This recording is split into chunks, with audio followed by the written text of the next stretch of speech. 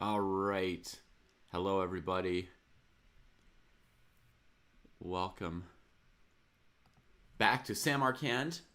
Moments ago, some of you had a chance to see Samarkand at midnight last night when Yaiz Khan Erdomas and Noderbek Abdusatorov finished this 190 move game.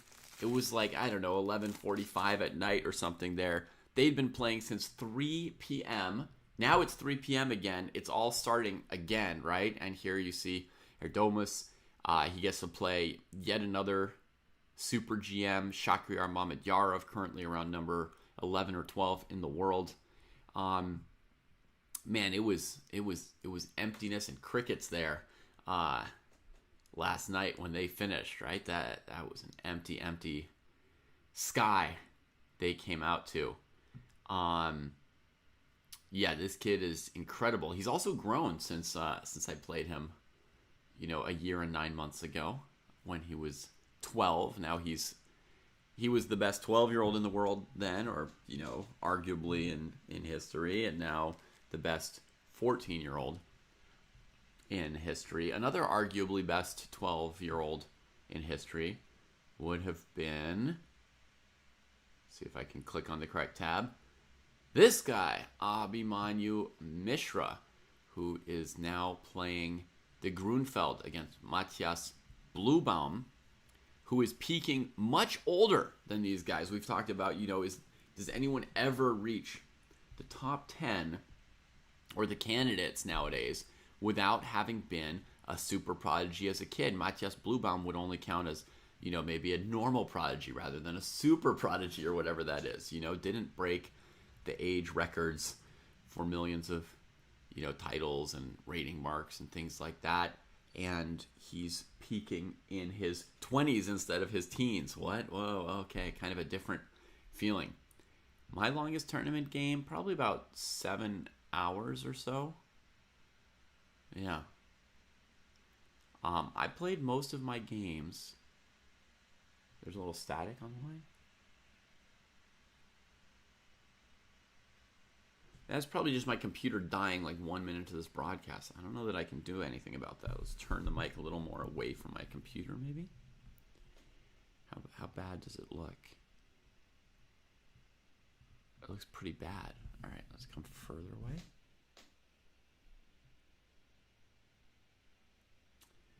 No, I will worry about it because I don't want the audio to be crummy for 7 hours. Better we better we talk about it now than in 3 hours or 5 hours from now.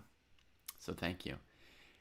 Yeah, so I played most of my games before the 30-second increment was standard. So my longest games, which are like 130, 140 move games, couldn't go on forever like this game here. However, I have played some time controls that could go as far as 7 hours, I think. And so I think my longest games are probably 6.5, 7 hours, something like that. One of the longest games I remember was an Endgame with, I don't remember all the moves, obviously. I wonder if Yaiz Khan, Erdogmas, and Abdusatorov remember all the moves of their game yesterday. Sometimes when it gets that long, you don't.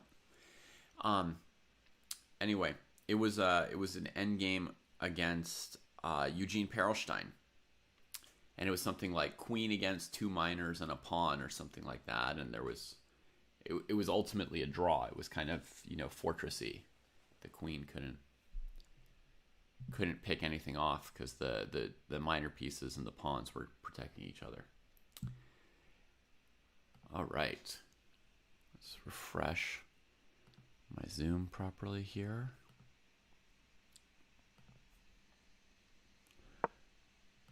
All right, Jesse, I took us live. Great, buddy.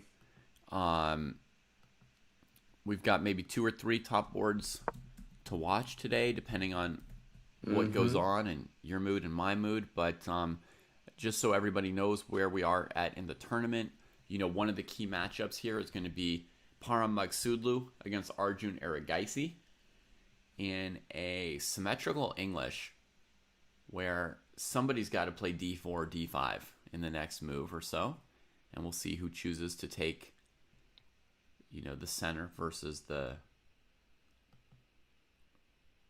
what would be the opposite of having the center, the pressure against the other person's center, perhaps.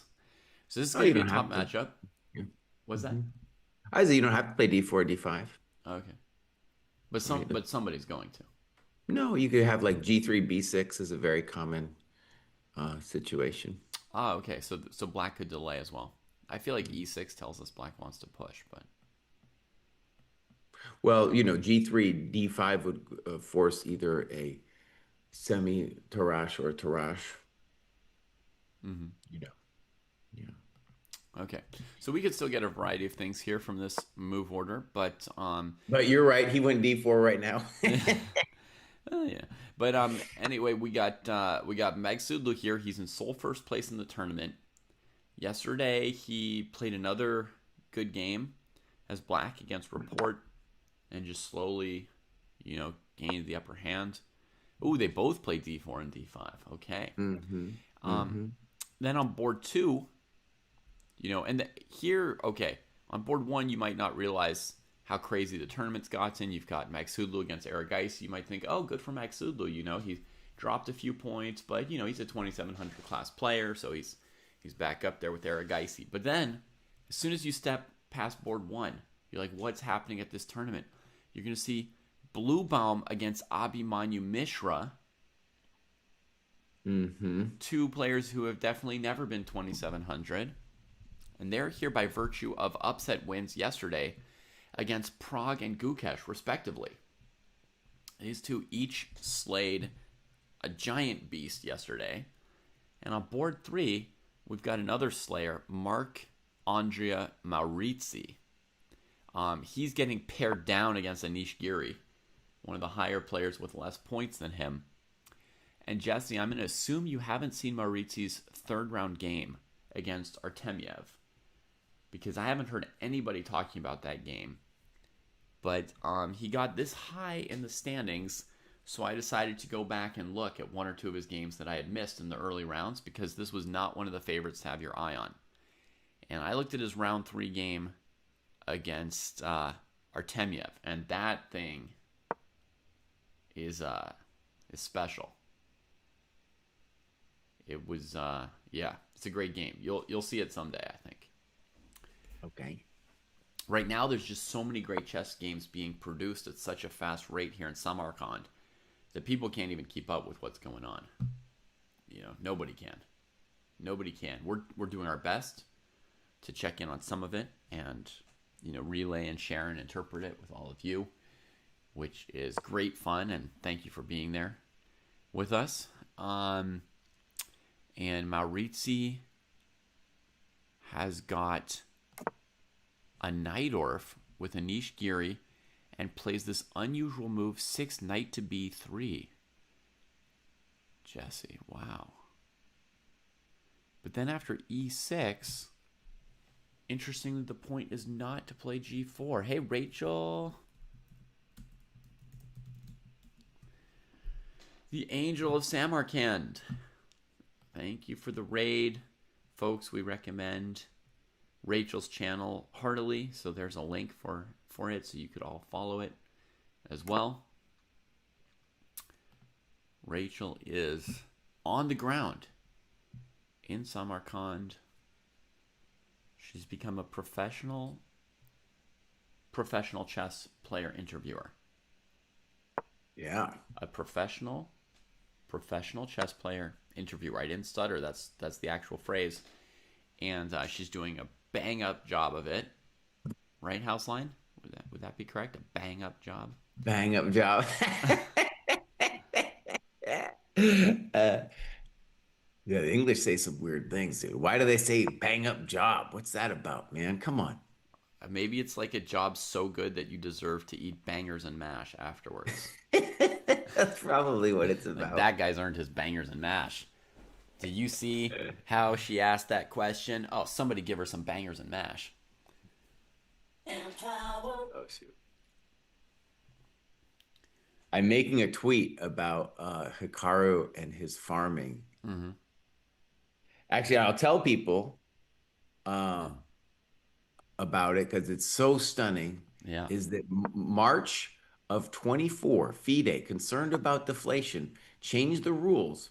And I didn't understand this until we were doing the pod, and I think David already knew, so he was kind of pushing me. But it's kind of like he was like, Jesse, listen, and I wasn't listening, and so I had to have AI confirm, but I did admit my mistake, and the point was that I was thinking Akaru would be getting, just a little bit of points by beating a 1400, but he gets the same amount of points as he beats a 2400. So the 400 point difference, anything beyond that, he gets the same amount of points. That's why he's up 8, almost 9 points by playing these two chump tournaments. It's obscene. It's obscene. And I was thinking, like, oh, if I want to qualify for like the US senior by rating, that's all I got to do. Just go farming. Yeah. So it's just an obscene rule difference it's got to be fixed. Yeah. Yeah. It's obscene. That It's was the just so whole that was insane. the whole point. Um Sweet Blues enjoyed that part of the pod. The part where Jesse started to like recognize, wait a minute. Are David and Kosi actually telling me Wait, something? Let me wait go a check second. chat GPT while we're recording because I'm getting this strange feeling like they might mean what they're saying. Um okay, and I've got a fourth board, Jesse. I know Okay. that's like pushing it, but I've got Yaiz Khan Erdomus against Shakir Mamedyarov in the background as well. All right. Because this kid's play and this kid's story here at this tournament is just insane, and he's got another really serious opponent today. So,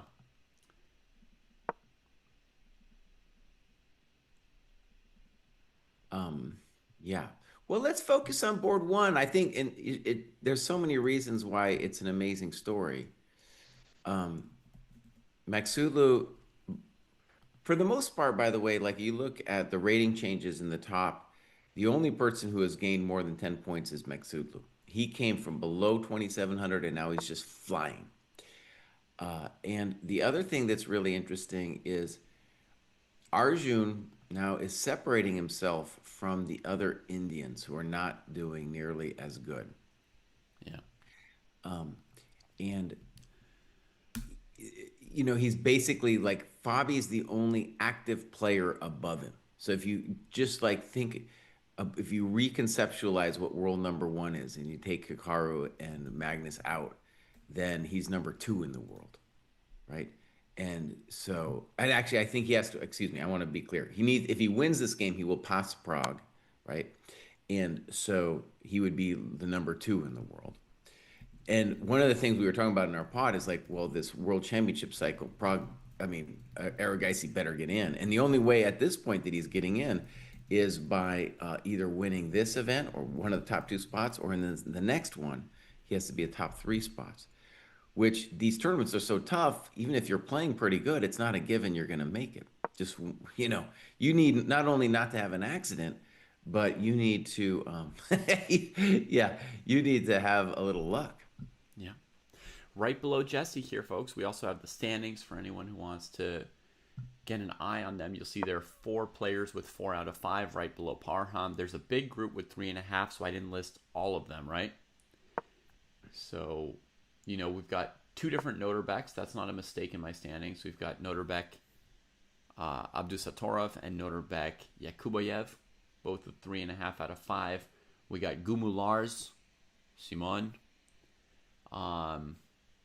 the Polish guy whose name we didn't know for the first 2 or 3 rounds of this tournament, but he's been in the top of the standings long enough that I figured out his name. So, go me. We got Faruja, who benefited, unfortunately, from an endgame mistake from our boy Shanky yesterday.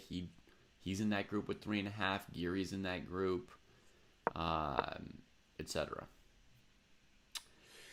David, can I talk a little bit about this opening? Yeah. Which one? Okay, top Mike board. Sudlu? Yeah. Yeah, if it pleases the court, I would like to, focus on this one because it's the most at stake, and I think it'll be really interesting. Um, so on move, just I just want to say I've had a lot of experience playing this English stuff, Hmm. and it's very rich. And one of the issues is black can do so many different things. White can do lots of different things too. Hmm. So if you take it back before move four, for example, G3, I would say is the most common move. And D4 is a pretty spicy move because in addition to CD, knight D4, D5, which we're going to talk about, I feel like knight C6 is a very solid move because E4 can be met pretty well by bishop B4. Wait a minute. Oh, you're saying after CD, then knight Yeah, c6. yeah, yeah. Okay, sorry. For a second, I thought you were giving me alternatives to CD, and then Right, right, right. I was confused. Okay, so knight c6, and if white transposes it to like a Sicilian, right? If white says like, yeah, we're playing the some kind of Maroczy bind Sicilian against an e6 Sicilian, then bishop b4, Right. and I think this is a line, right? It's not Oh, yeah, completely it's definitely a unplayable, right? line. I think Magnus had a game where he played queen d3 here. There's a bunch of different attempts, but one of the issues is that, I just have nice play. At some point, I'm going to play 95. It's just a very dynamic situation for black. Hmm. Arjun, of course, is always going his own way, though, and the move D5 isn't ridiculous. Hmm. And it bothers me that Parham hasn't moved yet. So let me explain why. Because these systems, a lot of times you need kind of funky moves to keep your advantage going, or Hmm. else it's either going to peter out or you're going to lose the initiative entirely, right? So after D5, you kind of have to know something. You kind of have to know something. If you don't know it, I don't think you're going to find it. And that is, you need to play. And I think Bruce will probably be with me that like in a game, if you didn't know this, you wouldn't be convinced that this is the right move. So the right move is CD5, knight D5, and then bishop D2. Yeah. I once had this position in a game, Jesse, and I didn't Uh, know this. yeah. It was an IM Norm tournament in which I either got the IM Norm or missed by half a point. But I was, I was about ready to make my IM Norms at the time. Hmm. So I was like pretty good. I finished second place in this tournament. And I I was a little bit new to playing D4 or C4 sometimes instead of E4. And here's what I came up with: CD5, knight D5, knight B5. Mm-hmm. That's what I invented for myself. Right. And the point is, like, I don't want to be on the wrong side of this queen on D5, in fact, right? Because that queen, she just kind of bosses you. She stops you from playing G3. You can't kick her. She's going to maybe play E5, queen D1 on your Mm-hmm. king. So I came up with this idea of knight B5 to switch, who's getting kicked by E4 or E5. But it's very Mm-hmm. risky because black has A6. Yeah, And and A6, that is a great example because after A6, black is totally fine. yeah, and I think beyond find. But what I'd come up with over the board was E4. In this Mm-hmm. position was my plan. And my opponent came up with, I think, the best move for black. No, wait, what did they do? How did they? Knight B4, yeah. I think they Mm-hmm. played knight b4, yeah. Yeah, knight B4 is a very solid move, and then all of a sudden your pieces are all funky. Right. And this is the move that I had come up with before playing knight b5. I'd come up with this Oh my gosh. Okay. madness. And I think my opponent correctly somehow found some long sequence with, f6, a3, blah, blah, blah. Mm-hmm. It was just like instant insanity, but also was instantly not good for white. So, but by like a little bit, it was like 2 or 3 tenths of a pawn short, but it just didn't quite work. Right. And so, By the way, my friends, yeah, let's just let me just that whole thing that Bruce just said is very indicative of why it's so hard to be Bruce. Let me just explain. So the man, you see what he did? He like probably spent a half an hour going down that dark road. hmm, Oh, dude, spent a half an hour trying to calculate it all out. yeah, Oh man. it's rough. It is rough, Jesse, when you're on move. Let's see, where did I have my think? I had Oh, my and think. I found the game, bud. This is you against our friend Vinay Bot, 2005. Yeah, nice find. So so it is rough when you're on move 5 and suddenly you have to do a massive calculation. And I probably spent like 20 minutes or something in this Hmm. position here, coming up with CD knight d5, knight b5, you know, and then how I was going to deal with a6, Yeah. right? With this like kooky bishop g5 move. And one of the things about what Jesse's saying where he was saying like if you don't know the move, if you don't find the move, is that basically I never had a hope in this game. You could almost say, right? It's like I came up with something sort of plausible. A human on their own can't calculate too much better or more clearly than I did there. Like it looks plausible, but it just doesn't work a few moves down the road. And that kind of determined the game. So that's what Jesse's saying could happen, you know, even more clearly at a level like Magsudlu versus Aragaisi. Magsudlu did play bishop d2. Yeah. It took him 13 minutes to come up with or pick this variation. But like if he didn't know that move or didn't find it and did something else, like the game could just peter immediately. You know, he could have no hopes the rest of the game. That's the risk. Hmm. And even here, I mean, it will be interesting to see how fast Arjun plays. We're guessing fast because that's what he likes to do. Um, you know, if white has a little something, something, it's tiny, bro. Yeah. It's tiny. And black has, let's just say, obviously black has loads of different moves that he can play here. I think Vinay included that game in his book, by the way, Jesse. Oh, okay. Because I mean, in his book, I think he kindly says that he had a lot of fun playing with me in his chess career, you know? Because, Uh-huh. I mean, he won a lot of games, but also, like, I hung a lot of pieces, and it was entertaining for him to, you know, Take him. to take them, to find his way through it and take them and all that. So, yeah. My immortal game against Vinay is the game where I hung all 4 of my minor pieces at once. I self-forked all 4 of my minor pieces, I think, to 2 of his pawns because he couldn't take them as fast as I was putting them on the squares where his pawns were attacking. And eventually he was only able to capture 2 out of 4 of them. You can figure out how the timing works. And he eventually won that game. I think that was one of our best games. So, let's see. I'm gonna go sensei eval. Where's our sensei? There it is. And I'm gonna give just right here. I'm gonna give 0.1. Mm-hmm. Might be less than that, but I mean, we'll see. It's an interesting Yeah. situation. But bishop d2 exclam for now.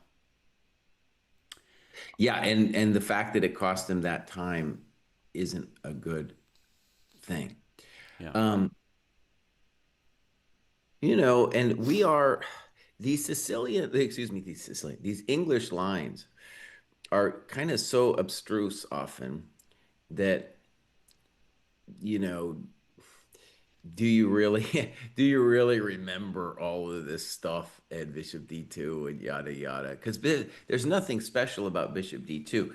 I mean, even if black acquiesces to the main idea, let's say Bishop E7, E4, Knight C3, Bishop C3, White's position is still nothing special, right? But that seems blunderous for black to trade on c3. I don't know. Like we're gonna castle. Mm-hmm. We'll play B6, Bishop B7. I'm not saying that you'd be wrong that maybe the evaluation might be nothing exciting, right?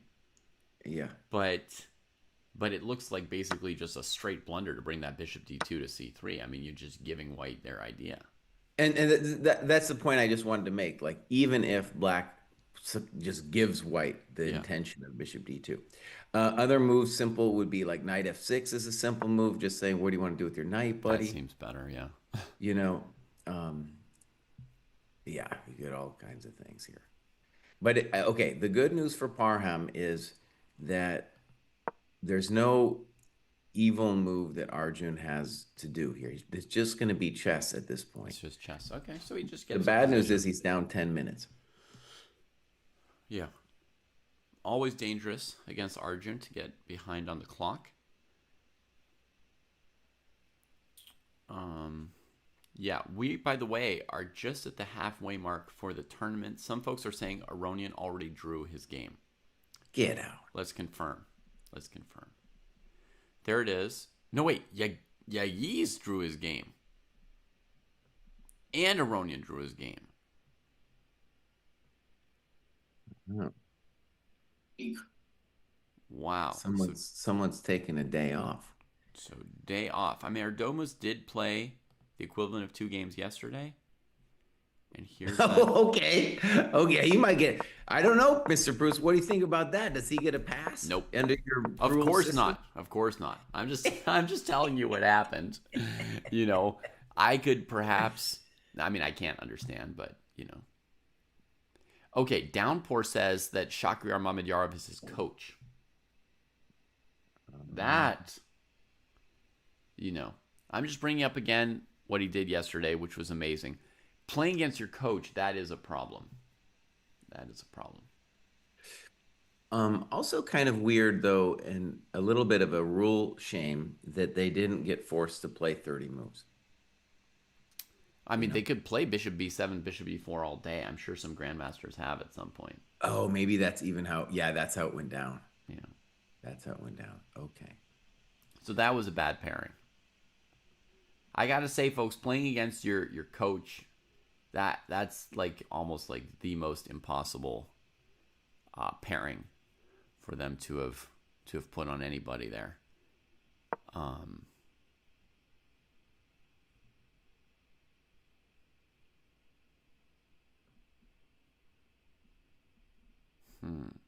So I want to stick on the main game. I just have a couple things. Blue Baum is I would say, one of the best opening experts out there. He's like really got a lot of juice with the opening. Oh, he's played really deep into this game. Yeah, he's played really deep, and he's maybe out prepared Mishra a little bit. But just optically looking at that game, it looks fine for black to me. Mostly because the knight on e2, I can't figure its life out so easy. You know? Yeah. But I can imagine grief. One of the griefs is it's hard actually to get that bishop off of d7. Yeah, when you get opposite-colored bishops, sometimes you can get control of a square you wouldn't expect, and it can be really hard to get you out. I guess part of black's grief is the knight on a5, right? It needs to figure itself out. It looks like a very interesting position.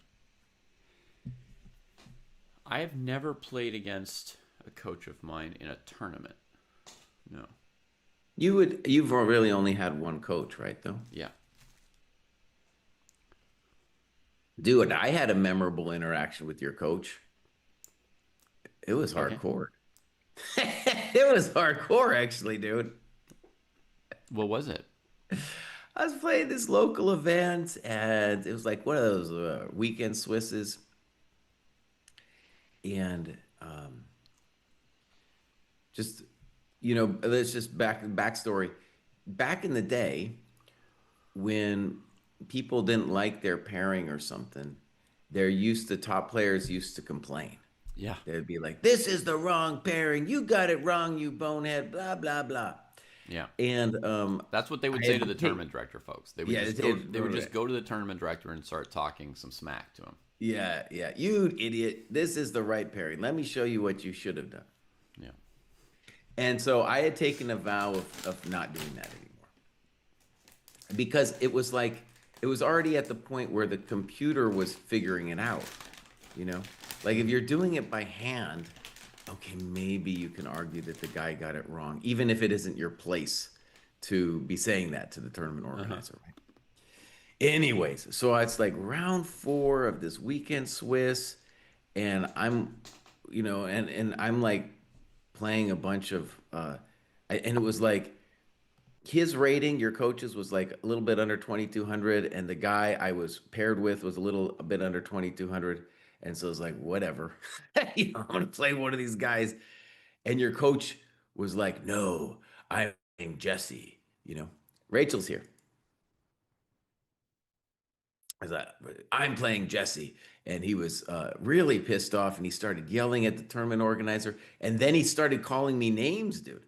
calling me names like a coward and stuff. He had prepared against me. I was toast. I had no chance, dude. And I was like, damn, because he wanted me to take sides against the tournament organizer to force me to play him, you know. And it got kind of hot, and I was like, dude, this is not my spot, not my spot. But he was pissed, dude. Yeah, Wow. he like had something to prove. Rachel, good morning. Hello. Good morning. Yeah. Well, what time is it there actually? Uh, 3:45. So 3:45. Good not good morning. morning for Yeah. me, but yeah. You got to know, Jesse. We've got to be fully in the thing. We've got to be on Samarkand time, no matter where we are. That's right. Yeah.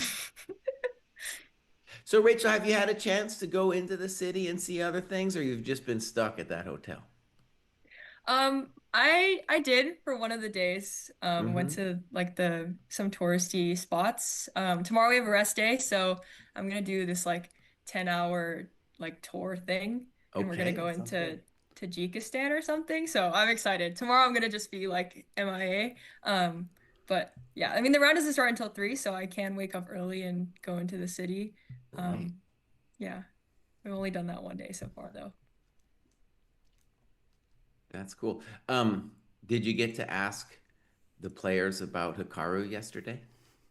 I did not. I did not. I will try to do that today. And same for Fabi as well, maybe.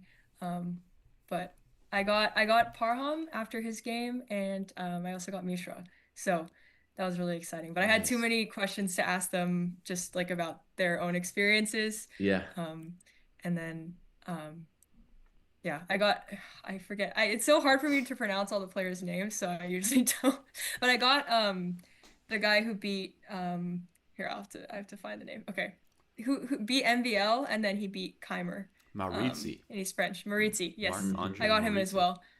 But it was also just like, he just came from 2 wins against 2 top players. So Yeah. um yeah, but hopefully And today I'll get someone who's just kind of chilling a little bit, maybe just like in the middle of the pack, and then I can ask them about Yeah. um, Hikaru. But Yeah. Jesse, Rachel's not wrong that it would be sort of disrespectful to interview someone and not ask them about themselves, and just be like, what do you think of oh yeah. Hikaru? What do you think of Magnus? What do you think of. So actually, first question, Rachel, do you have where would if people were interested in seeing your interviews, what was the best place to find those? Um, so they're all on the Tick Tick Tick website. Uh-huh. Also on the app. I think they have more following on X, maybe. Or the ones from yesterday are doing well on X. But yeah, you Okay. can watch them on the website is probably the easiest way. And then they have them sorted by every day, so you can look at any of the players every day. And I've managed to get different players every day so far for the past 5 days. So there's a good amount of variety in there. Cool. Actually, and also for your question as a reporter, maybe you should know this. Maybe you already do. It was news to me till I kind of figured it out a little bit on the pod, and then I dialed it in this morning. Is this whole thing with Naka? They had this crazy rule change that they did in March of 24, and I think those top players don't know about this because they could be farming just the same way. They know. They know. Well, Naka knows. Let's just put it this way. Naka knows. So the deal is now is they did this rule change partly to address deflation. And they've got a big problem with deflation. And so they're trying to put points back into the system. And so what they did is they said, if you have a rating difference with opponent over 400 points, it will count as if it were a 400 point difference. So when Naka 2800 plays 2400, he's going to get the same amount of points he gains there as when he plays a 1400, right? So it's totally insane, and that's why. And it only only after that did I understand because it was weird. It was like, wait a second, why haven't other people done this? It's because most people hadn't figured it out, No, and Jesse, I hate to put it to you this way. Everybody knows about this.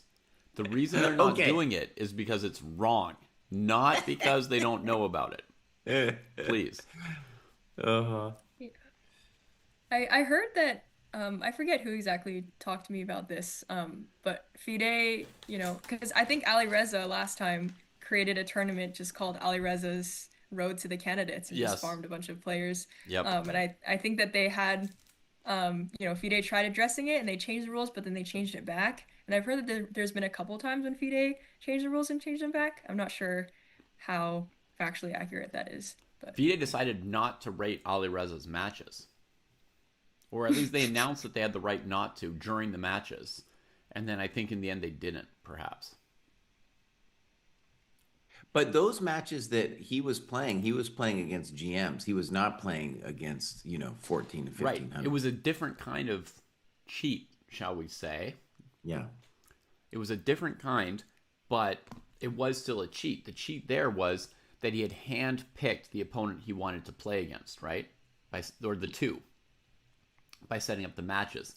And he picked retired 60-year-olds, Yeah. right? Like I told you, Jesse, like if I wanted to qualify for something, I could also go to a bunch of retirement homes, find some chess players here and there who are retired, organize, Yeah. pay them to play a rated match with me. I mean, Mhm. let's give a shout out. Let's give a shout out, not to the cheaters, but to the raiders. Thank you for hi, the raid, Lula. Lula. Hope you're doing well. The light behind me is so bright. Oh, I'm yeah. gonna try Cool. to change this. Hold on. The Oh Dingley God. Ren tournament in China, again, he also played some GMs, but there it was with the understanding that they wouldn't beat him. So there's little different flavors and variations on these cheats, but it's very much in the same lane, right? You're playing games which I would say are not real chess games. They're not proper games. Yeah. I think the Hikaru cheat is, I mean, it's, again, it's not a cheat in my mind if you're following the rules. It's definitely immoral. But the Hikaru, cheating of the rules or whatever you want to call it, adjusting the rules, I mean, it's way more significant than the Ali Reza thing. I mean, oh my gosh. It's to say, to get because beating a 2400, not so easy, dude. That's one of the hard problems of maintaining a 2800 level rating is you got to beat those 2400s all the time.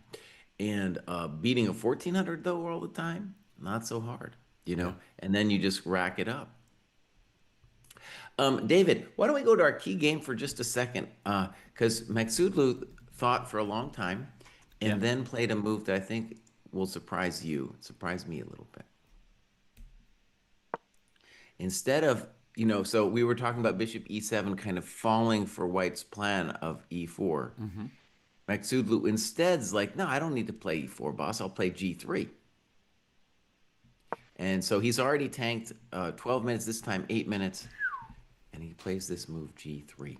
It's the dream of this kind of player. When I was playing d4 and c4, of course, I dreamed of having a bishop on g2, radiating my opponent's queen side, putting some pressure on them.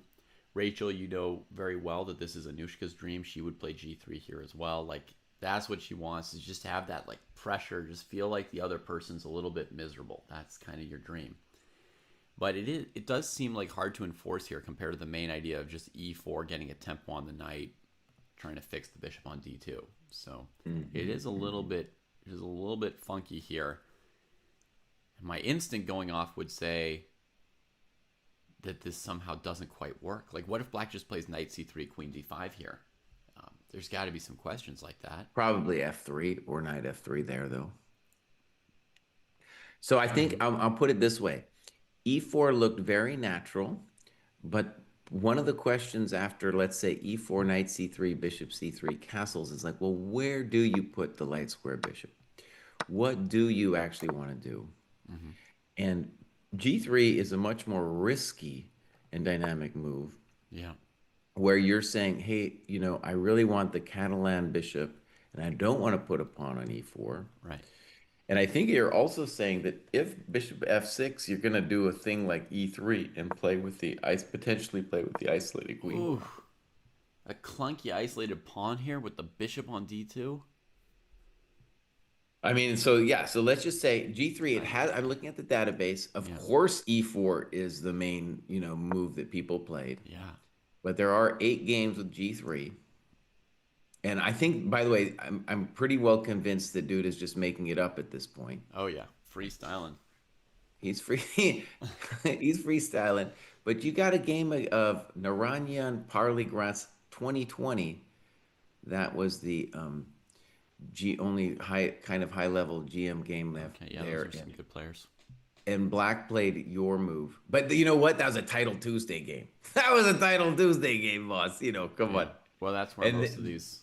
That's where most of these games in the database come from now. yeah, yeah, yeah. And so, anyways, they followed your instinct with taking on C3 and Queen D5, Yeah. which I'm sure is playable too. Yeah.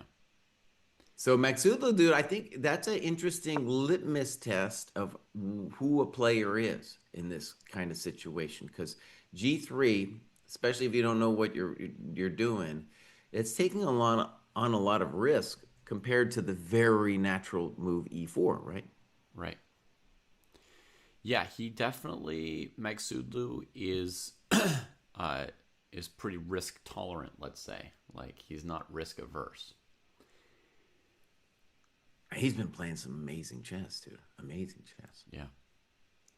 Yeah, I think by nature he's a very confident person. So then if you imagine him during a tournament where things are going his way, it's just going to be bubbling over. Like I could imagine him like when he's laughing between games with his friends being like, "Oh yeah, I could have beaten that guy without my B pawn." I could just imagine that he's got that kind of confidence coursing through his veins right now. I asked him yesterday about his game, and he was like, I thought it was a masterpiece, Yeah. And I asked him, I was like, are you gonna check with the engine later, or are you just gonna leave it as it is and just be happy with it? And he was like, well, I would be a bit sad if someone told me it wasn't a masterpiece. So it was a great Yeah. response. Yeah. And that kind of attitude has nothing to do with how good somebody is, right? Like you can find players rated 700, 1700, and 2700 who feel that way when they finish a game. They're like, frankly, that was probably a masterpiece, or I've done it yet again, you know? I was hanging out with a friend of mine yesterday, and he got an email from his brother, who I think is 1700, and his brother sent him his latest game from the under 1800 section of a tournament somewhere, and he said, "Bro, I played like a total masterpiece." So, this is all stuff that that I love because it's at every level we share these experiences, right? We've all got people who are like, "Oh, woe is me, I blundered 100 times," and you'll get Magnus or people like him or Kasparov. They'll like play a game, and to us it looks great, and their commentary afterwards like, "Oh my gosh, like the worst thing I've ever done." Apparently that was Mishra's something Mishra sort of said about yesterday's game. Is like one of the worst games I've played. He beat the world In this champion, right? tournament, yeah. One of the worst He games I've said, played. yeah. Yeah, he Um, said he wasn't happy with how he converted. yeah. So at every level, you get people who have these kind of, have this kind of personality. And we all have the experience of talking with them. Different kinds of personalities. Doesn't really matter how good or bad they are, right? Like a lot of people, if they just beat Gukesh, they would have talked about it in a more optimistic way. Yeah. Some people would have been pumping their fists and like screaming in the hallways. And, there's all types. David, actually, let me ask you a process question for the dojo. Yeah. Do you feel it would be interesting or beneficial for us to like look at that game, a couple key points with the engine, or should we leave it? Which one? The main game from yesterday. What? You There's want to only look one at it game. with an engine today, or I'm just asking, yeah, is that something that you think would be interesting, or that's something we should just forget about? that's something I often do when I study a game for 4 or 5 or more hours. But when we do these live Right. commentaries, it's usually like 4 or 5 hours. But sometimes I'll study a game on my own; it'll be like twice as long, right? But when I study a game for many hours and I've got some questions, nowadays I'll often go and check what the computer thinks about those questions. Here, oh no, I finally closed the board, I guess. But there was a game from an earlier round, Erdomus against Kamer. in which Kamer just barely escaped with like a knight against a rook, grad eventually in an endgame that White couldn't convert. And there was a point in the middle game where I thought to myself, this is like the key moment. White has like everything, and if they just play e5, they should be winning. And I came and I just suggested one variation. It wasn't my main game that day. I barely looked at it. I looked at it for 10 seconds. I said, in this one position, this should be the winning variation, something like this. White should be like crushingly better.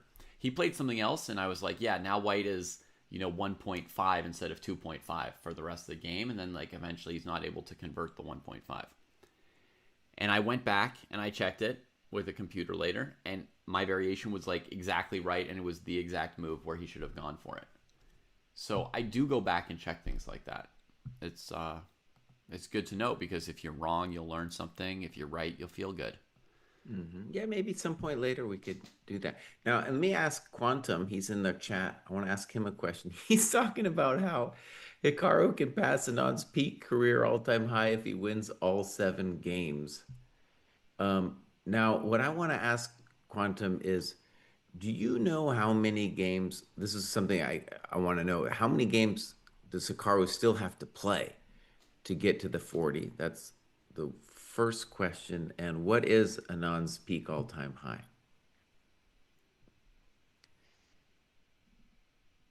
Well, there used to be a thing on 2700 Chess, right, where it showed like the top 20 like all-time historical ratings. You know what I mean? So you could Oh, see, yeah. like, that's how I knew that Hikaru's peak was 2816, when you were saying that he was at his new peak, and I was like, no, he's like still 2 points away. I see. So I'd seen that list, and you've got like Topalov up there, you've got Fabi, very much near the top at number 3. I think it goes, Magnus, Kasparov, Fabi, third highest rating of all time. Let's see if they still have it. They still have it. And so it shows Anand's peak rating at 2820, which is what I was going to guess. Okay. Topalov 2826. So yeah, he just needs 5 more points, because Naka's at 2815 right now. 2815.8. Yeah. Nepo's peak rating at number 17 in history, 2799.8 from the historical 2800 club. He could have gone and farmed 1400 right then. Yeah, he could still do it, dude. You got to do it mid-tournament though. If that's like a mid-tournament live rating, you got to withdraw from the Grand Swiss and go play the Samarkand under 1200 section.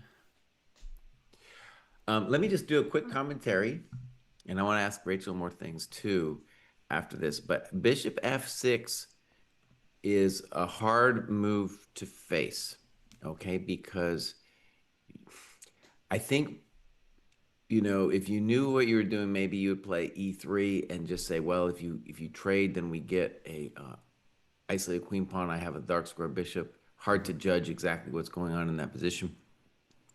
But if you play like knight B5 or knight B3, I think you might be worse, or touch like a smidge worse. Yeah, it's a huge fear in these positions. Yeah, so this is like a really hard momentito.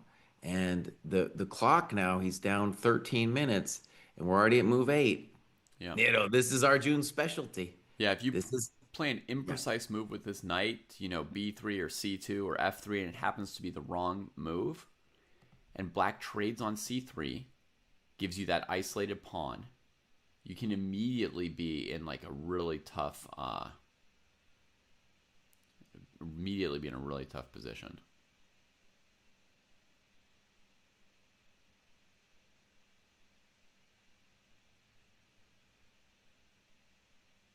Rachel, do the other people in the press corps, let's call them, do they hang out?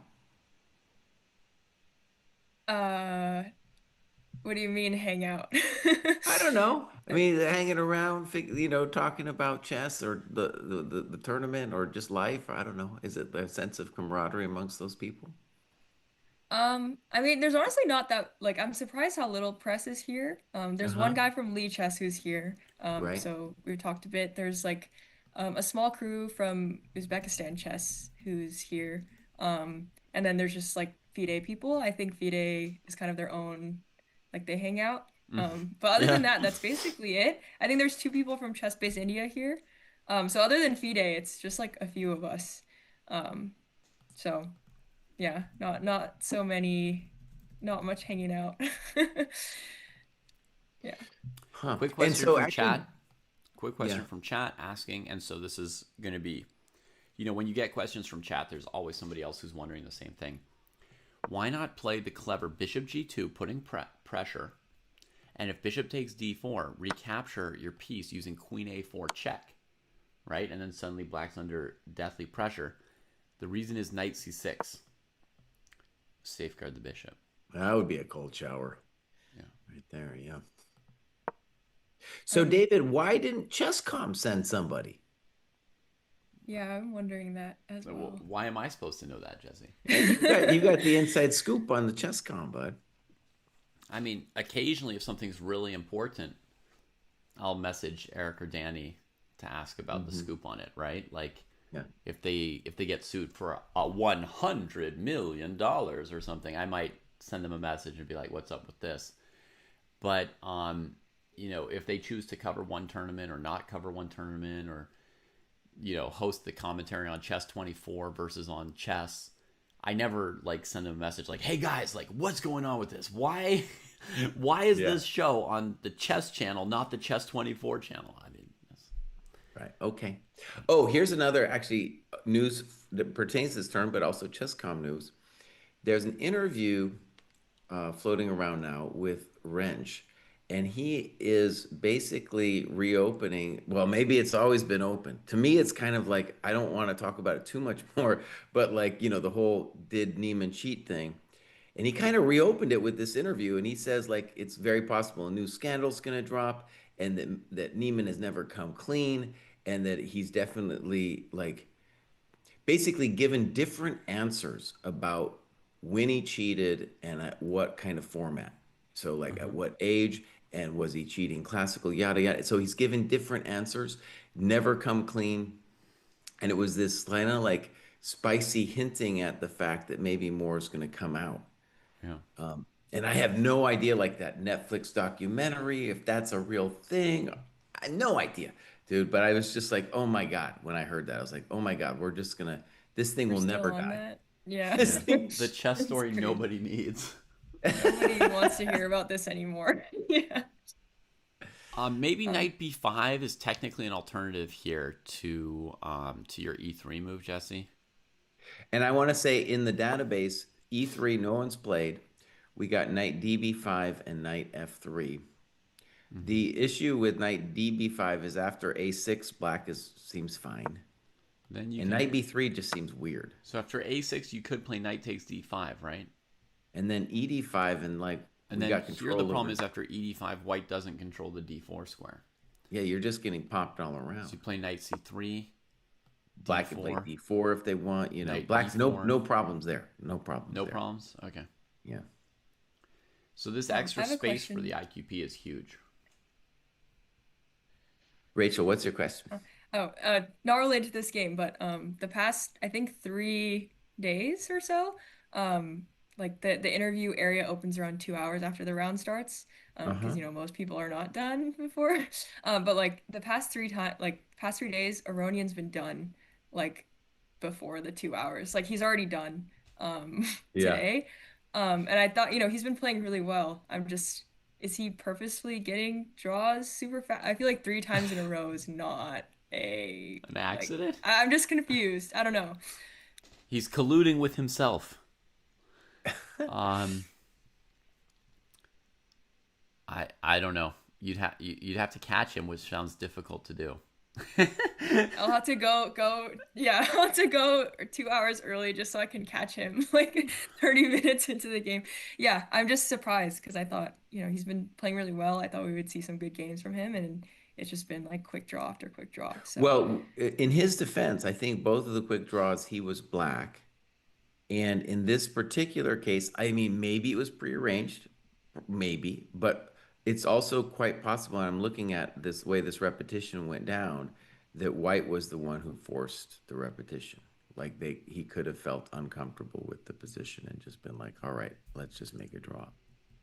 I see. This is a known theoretical squabble if you don't want to deal with it. Oh yeah, that looks Mm, like white didn't want to play today. And there's nothing that black can do if that's the line they've prepared. It's bishop Exactamundo. c5, queen b6. If they've prepared that and white wants to draw. okay. But, I mean, Interesting. it could also certainly be prearranged a draw like that. This queen b6 move, by the way, is very theoretical and spicy. And if you didn't know, uh, you know, the queen d2 variation, which is the main move, and then you go a3, and then bishop c5 happens. After queen a5, you have to feel good about the move c3. And there's reasons not to feel good about it. And so you might just say to yourself, well, not too bad to make a draw with knight c3. I see. Yeah, Shirogorov, we heard that. We heard that. Sometimes news travels quickly. I mean, sometimes news isn't true either. So it's good to hear it from more than one source. But yeah, Shakhriyar is Erdomus's coach. And to me, that's one of the only exceptions to the no draw. Are you kidding me? You're going to give an exception? I thought your Orthodoxy. thing was hard and fast, buddy. No It's exceptions. pretty hard and fast. I'm very surprised you give him a pass for that, bud. I don't even know if I'll give a full pass. I would say maybe you and your coach could sort of like agree on an opening position, a sparring position or something, and then play a real game without, revealing too much of your opening theory. The thing is, if you like pick the openings privately, it's kind of weird because you all know so much about each other. Like there was a time where I was training with Josh, and then when we would get paired with each other, it would be like a little bit weird to pick an opening, right? Because like you've done all your opening work together. Mm-hmm. And I remember it was like a little bit awkward to pick an opening. Obviously, I still played him. Yeah, they should have a way to avoid a draw. You're right, Jesse. You're right, DG. They should be able to just be like, yeah, let's spar this position from, some random opening. Yeah, we know they're Game. sparring each other all the time. If he's a coach, give me a break. Yeah. Now, David, I of course have less of a thing about making the draw, but you with your ironclad, ideology on this, I'm shocked that you say it's okay, buddy. Shocked. Yeah. Okay, I'll put it this way. Playing your coach is, I think, the least comfortable pairing I know of, pretty much. Uh-huh. The Muzichuk sisters, they never play each other. Mm-hmm. I understand that's a thing, but to me, it's just like impossible because they're playing at like high level tournaments with implications in the tens of thousands of dollars for their competitors. It's not a good enough excuse. They just have to get over it and find a way to play or not play in the same tournaments. It's just, too much. And I would say playing your coach is even more unpleasant than playing your sister. But that being said, you're right. They could just play. They just pick an opening that's not particularly relevant to their opening repertoires. Pick some position that they can spar.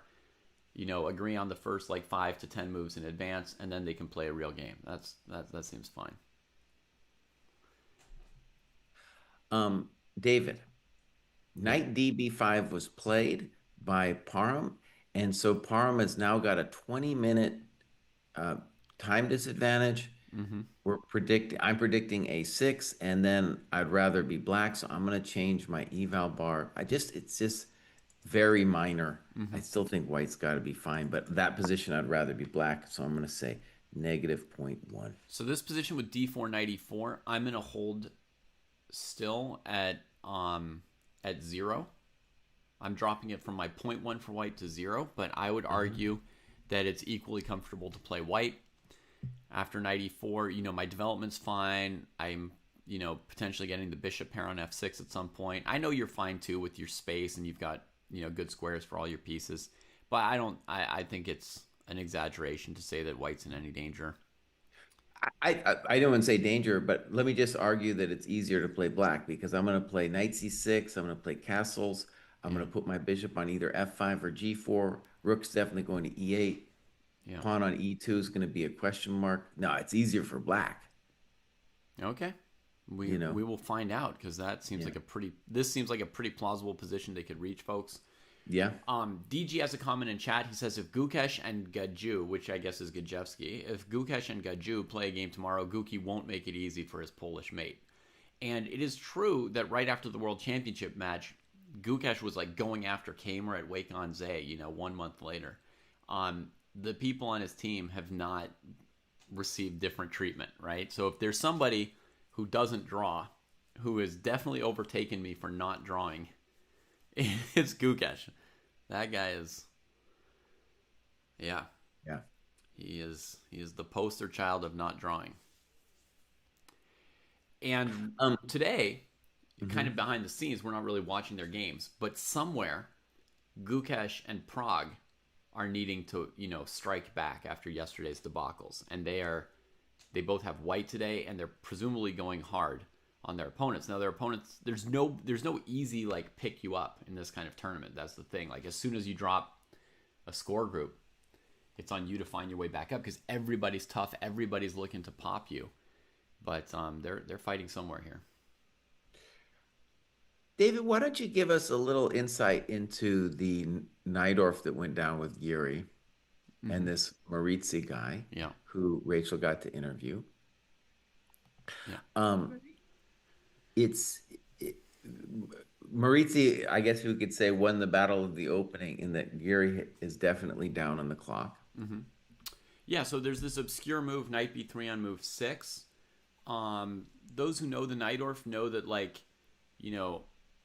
20 years ago, one issue with the Najdorf was that white had 6 or 7 sixth moves that were all sort of plausible in theory, right? There's bishop g5, bishop e3, bishop c4, bishop e2, right? Were all major lines. And then there was f4, was kind of like a mid line for a while. And some people would play a4. Then at some point around 2000, let's say early 2000s to 2005, people added the ideas of like h3. Though, as we discovered, Fischer had played h3 back in the day. As we discovered, Fischer had played h3, but it sort of came into more prominence. Actually, h3, maybe I should even include it earlier, because it was featured in my old Najdorf book from 1970. But anyway, then people started getting into like, oh, you could play 6 f3 instead of 6 bishop e3, right? You could play 6 rook to g1. And then in the last 10 years, people were like, the Najdorf's a nightmare. You know what? Maybe we should also consider bishop d3, queen d3, queen f3, g3, right? And then you're like, whoa, there's like a dozen sixth moves for white, a dozen. Well, then eventually people went even further, and they found out you can play a3 on move 6. You can play knight b3 on move 6. You can play h4 on move 6. All of those moves are basically equal as well. So when people got done with like looking at some of the new territory offered by supercomputers, I think in the end they found out, no, it's not that there's 6 sixth move lines for white against the Najdorf. There's 20 of them. There's 20 Anushka moves. was telling me, yeah. 20 moves white can play on move 6. So now, if you're telling black the perimeter is, I'm willing to play any of these 20 moves, now it's like impossible for black to be booked up pretty much. I think I had a match with somebody who plays 6a3 maybe.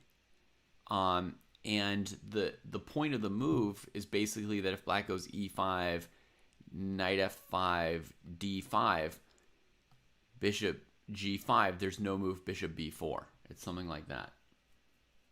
And so you're forced into, the d4, knight d5 kind of thing. Something like that. So there's all kinds of stuff, and each of the moves has some kind of like little meaning and idea. So it's a way to put a new kind of pressure. I analyzed this with Sam Shanklin, man, with Head of Dog. He helped me prepare for that match.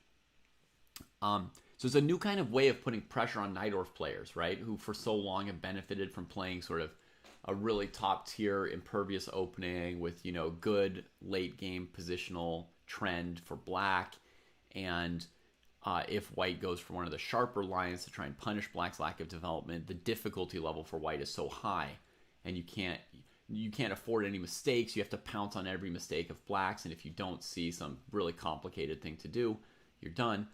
So now they found another way to make this opening a little harder for black, which is we could play anything, and there's little ideas behind all of it. Which brings us to knight b3. Bizarre little move, but luckily for me, Jesse, somebody from the dojo sparred this with me. Okay. Yeah, somebody from our 2200 cohort, And let me just say, as someone who's been watching this stuff from the sidelines for years, that knight b3, dude, it looks abysmal. And if you think about it this way, there's lines where black would play like weird queen b6 stuff just to force your knight to b3. Mm-hmm. And now white's just doing it automatically for no reason at all. Putting the knight on a square where honestly it's not clear it wants to be there. Yeah. Yeah, it's really highfalutin, but it's totally fine. It's totally fine. That's what I discovered sparring this thing is it's totally fine and super tricky. Super tricky. So this is like a great line to trot out against somebody like Geary if you need to spread that perimeter, right? Something like knight b3 or h4 on move 6 is something where it's like you're gonna push his memorization. And I guess people in chat are saying that one of the tricks is that now knight b3, for whatever reasons that aren't entirely clear, the traditional Najdorf move of e5 isn't so hot. Yes, and I don't know exactly why, but it was also my instinct not to play e5 here, so I didn't. Yeah, so that's very highfalutin because you think about like let's say the standard bishop e2, e5, knight b3 that was played a gazillion times. Bishop e3, e5, knight b3 played a gazillion times. So what is the big idea? 3-5, right. I don't know. What was I worried about? Because it was not my instinct to play e5 here. Obviously, in the Najdorf, when white plays their 6th move, one of the main things that the black player has to think about is, do I want to play e5 or e6, right? That was the first question. Now I've added a third question to it. Sometimes you could transpose to a dragon, depending on what they've played, right?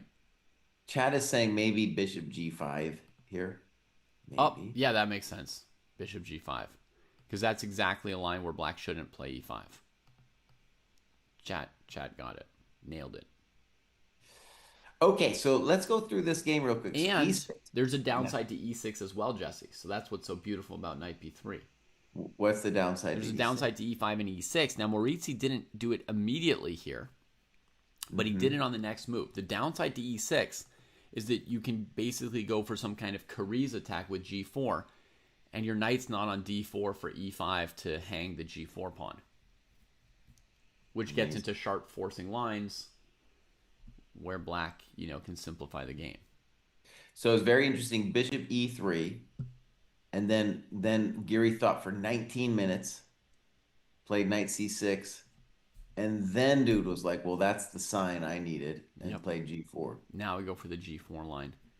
I've sparred the e6 g4 thing. So let's just say. And Mr. Proust, wouldn't you say that if you then take a look at move 9 here. Mm-hmm. So g5, b4. Wouldn't you say that if you were black and you were going to play b4, that you were committed to taking that bad boy on e4? If you were going to play e4, b4, excuse me. Mm-hmm. I mean, unless knight e4 loses, then you can't do it. Then you have to back off. Well, I'm just saying, if you don't do it, why would you play b4? Because now the knight's looking at you a little Why bit. do you not just play knight d7 first? You're wondering, right? Well, or something else. I mean, there's no... Yeah. I think just playing knight d7 back is actually fine. I think Geary just didn't know exactly what he was doing here. I think Maurizi got him out of his memorized moves. He thought 20 minutes about knight c6. I don't know how much I should say. Let me tell you this, Jesse. There's a critical line, so to speak, in knight b3. where black needs to answer g5 with b4. Um, it's not the knight c6 line, and Geary may have been trying to put together some shreds of his memory of something really obscure, Uh-huh. and came up with this kind of mix of moves. I know he has a course on Chessable for the Najdorf, so I wonder if Yeah, this knight b3 move is in his is in Chessable his chessable course or course. Yeah, not. I mean, I wonder if he's got 20 chapters or like 10 or 12. As far as like Well, all these it, obscure moves. it definitely looks like he was most surprised by the move bishop e3 after e6. Mm-hmm. Um, I want to say, David, in the game position, which where we get a real Keres position, I like white a lot, Mm-hmm. and that's just driven by my own experience. People ask me why am I a French player? Because I started off, I played the Sicilian for years, and I was playing the Scheveningen, and I would just get body slammed by Yeah. the Keres attack. Yeah. And what I discovered is all of the positions are bad for black. Mm-hmm. The pawn on g5 is such a jerk face, and it's not just about the potential attack later. It's also the fact that my knight got dislocated. And in this particular position, I especially hate black because the knight on a4 is going to make it very difficult for black to generate any juice on the queen side. Yeah. I believe that Geary's moves don't perfectly fit together, Jesse. So I believe Yeah. that Maurizi's got an opening advantage. And he just castled long. That makes sense to me. Yeah. Yeah, I had a very unpleasant position for black. Yeah. So he allows bishop takes g5. He would either play, f4 and rook g1 and just say thanks for the file, or he would play rook takes d6, which also looks extremely playable. That's just a tasty, tasty, So I tasty doubt critter. bishop g5 is coming. No. But one of black's problems is this knight on a4. Black's got two different knights blocking the move bishop d7. And when that knight gets to a4, you kind of have to attack it as black because it's hard for white to defend. If you can't attack it and it's just allowed to live there dangling, then as Jesse says, it blocks black's ability to do anything on the queen side, which is a major grief. This line should be quite pleasant for Maurizi. And if you'd seen his round 3 game yet, Jesse, you would know how dangerous he is in a dangerous position right now. Oh, I believe it. I mean, any of these guys with this position, I mean, yeah.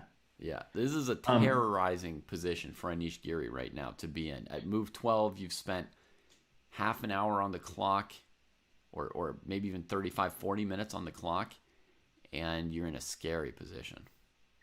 Okay, now let's get Rachel's reaction to Parham's latest move. We were talking about him playing some spicy chess before. Let's just get Rachel's reaction to this next move, bro. It wouldn't have Oh yeah, crossed my okay. radar. Ho! Too confident.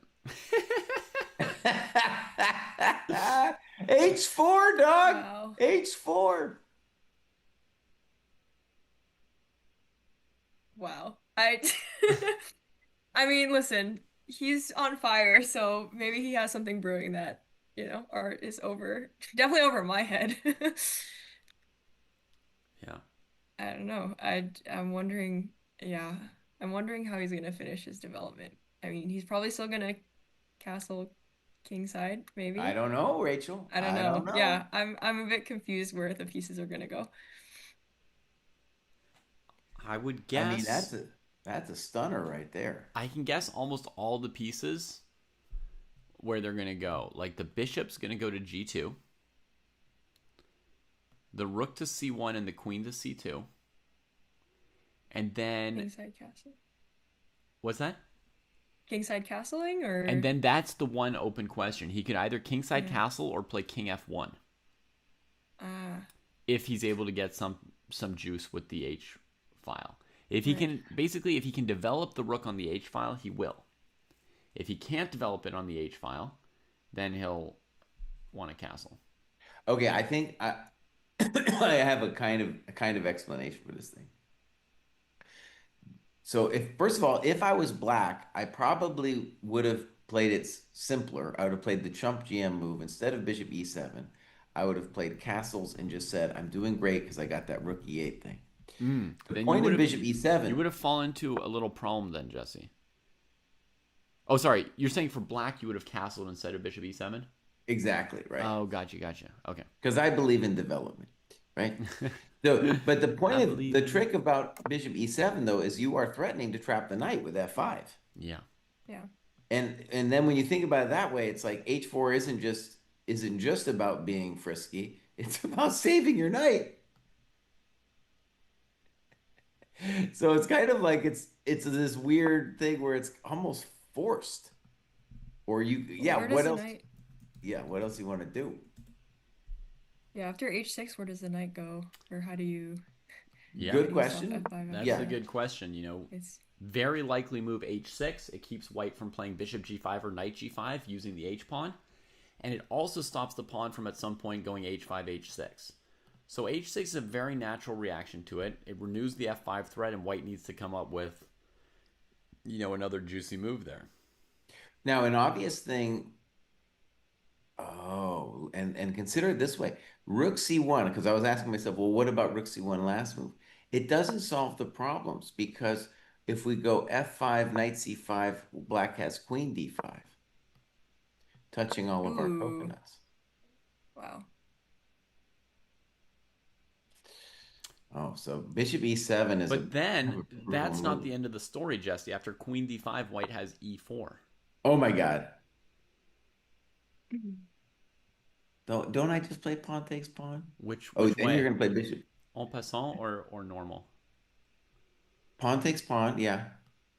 Oh, excuse me, normal. Normal. Excuse me, normal. Okay, and then if bishop g2, you still have knight c5, huh? And on bishop c4, I have queen c5. Queen Also c5. taking on passant. What Wait, was wait, your wait. there? Queen c5. Queen c5, I have bishop f7. King takes f7. Rook c5.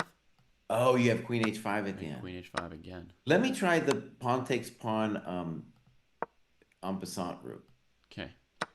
En passant. Now, I'm thinking bishop e3 was my intention to defend my knight. And then if I take your rook, boss? And then you would take my rook, I imagine. Yeah. Nice try. Queen h5. I don't know. Put it on f8. King f8. That looks like a rook to me. It is a rook. I need something good.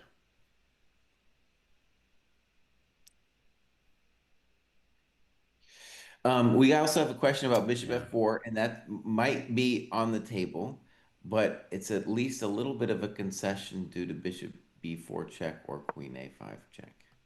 Bishop f4, the idea is to clear a square for the knight to come back to d2, huh? Right. And, maybe that's what we're going to see because it's looking like rook c1 does not deal with f5 after h6. Okay, let me look at this d3 again for 1 second. If I throw in the check, there's king f8 there, which is similar.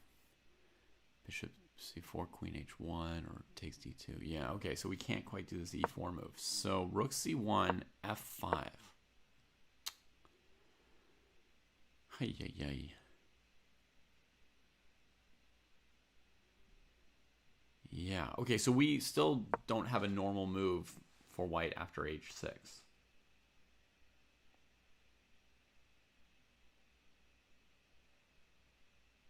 Is Parham out of theory here, would you say? Like, is Oh, he just improvising they're for both h4 well like a out. super... Yeah. Yeah, they Yeah, weren't okay. particularly prepared for this line today. Sometimes you don't guess what you're going to get. Like neither player, it can Yeah. happen.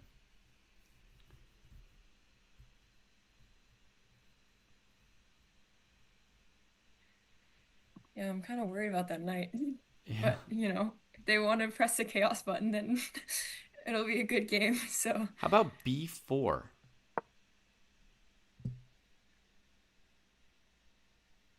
That's a thought. That's a not horribly I'm not sacking a rook for nothing this time. Mm-hmm. It's more of a reasonable move. The other thing, David, about this that I'm realizing is if instead of h4, you had played bishop f4 then, it Hmm. wouldn't have worked out well. Part of the problem there is you're going to have to worry about various g5s. Right, bishop e5. Oh no, we can't play bishop e5 because of queen a5. I was going to try and induce f6, but I apologize. Right. Show Um, that variation though, because that's like yeah, a key reason why bishop f4 right away doesn't work. this is a thing to always keep your eyes on, folks, especially in the English opening. These like queen a5 things. Um, I've had countless people lose blitz games to me on chess.com trying to play the London system as follows: d4, knight f6, knight f3, c5, bishop f4, cd4, knight d4, e5. Just Countless again and games, Mr. again and Bruce. again. These poor Slavs. So be aware of this queen a5 pattern. That's a big thing in chess. So bishop f4 g5. White has to trade off on b8 to not lose pieces. And yeah, I don't know what you think of this position, Jesse, but That pawn on d4 just looks so strong. yeah, black seems pretty free.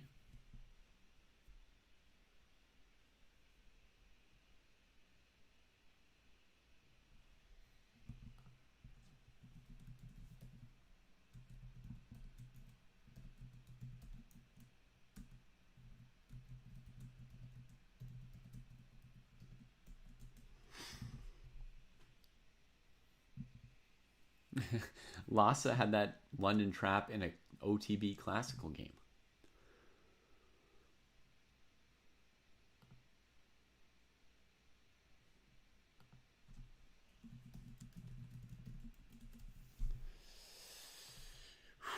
Okay, so I'm not. Yeah, obviously that early bishop f4 didn't seem great, but h4, h6, my b4 move I don't like either, Jesse. Yeah, I and I think just want to confirm nobody's ever reached this position, whether it's okay. bishop long before this, in fact, So in fact, even that position with d4, knight e4, no one's seen that. That was very logical, I felt, but no one's seen it. So very original situation. Bishop e7, the jump move castles I was still fine with, but bishop e7 just post some interesting questions Yeah. to black here. The thing about this game, this is one of the things that's really important to me in a chess game or as a commentator in a chess game, right? Hmm. Both of these players want to win this game. They each think they can win this game. When you get these top level GM games, if you've got one of them who doesn't really think they can beat the other guy, that's when you get more sort of draws because one person starts playing more carefully. When they both think they can win, white and black, that's where you get like the very best games, I think. All right, David, let me explain why I just did the eval bar to negative zero point 0.4. Woo! Okay, so this Plummeting. is this is what I'm looking at, just looking at this position. Now, we can talk forever. He just played bishop e6, by the way, and I'm still going to keep it. Yeah. But let me explain. So obviously, eight moves like h6 are very tactical and yada yada. But let's just imagine black just plays normal developing moves, knight Mm-hmm. c6, castles, and he played bishop e6, thinking 12 minutes on it. So maybe bishop e6 has some extra spice, but I'm just looking at the position. I'm saying, wait, if I just develop normally, my big fat d4 pawn is going to assure me an advantage because I got the space. I'm eventually going to put a rook on e8. I got all the juice going. I'm doing great. I'm doing great. So bishop e6, bishop g2 finally happens. You know We'll what? see I'm going to what. agree with you, Jesse. I just played a bunch of random developing moves for white or black, like you were saying, Yeah, right? Like I just threw out yeah, whatever bishop g2, knight c6, both sides castle king side. They could go right. rook c1, rook c8. And I agree with you. I'm not going to give as big an eval as you, but I'm going to go minus zero point 0.2 on that kind of standard position because it just feels like black's a bit freer, just they're happy. Yeah. I do want to admit though that I haven't yet delved into understanding why bishop e6.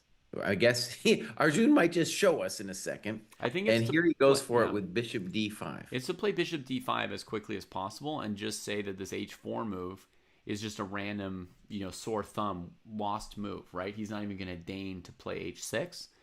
Yeah. If Parham had played knight g5, which bishop e6 looks like it's walking into, right, then he would just play bishop d5, and that sucks for white. So Parham plays bishop g2, and then he quickly puts the bishop on d5, and he's just saying, look, at some point I'm going to be threatening your knight on e4, right? One day I'm going to play rook e8 or f5 or something, and then I'll trade on g2, and your king's going to be kind of weak, right? You played g3, you played h4. Maybe he'll play bishop takes h4. Maybe he'll play f5, f4. Maybe he'll... Yeah, this is miserable.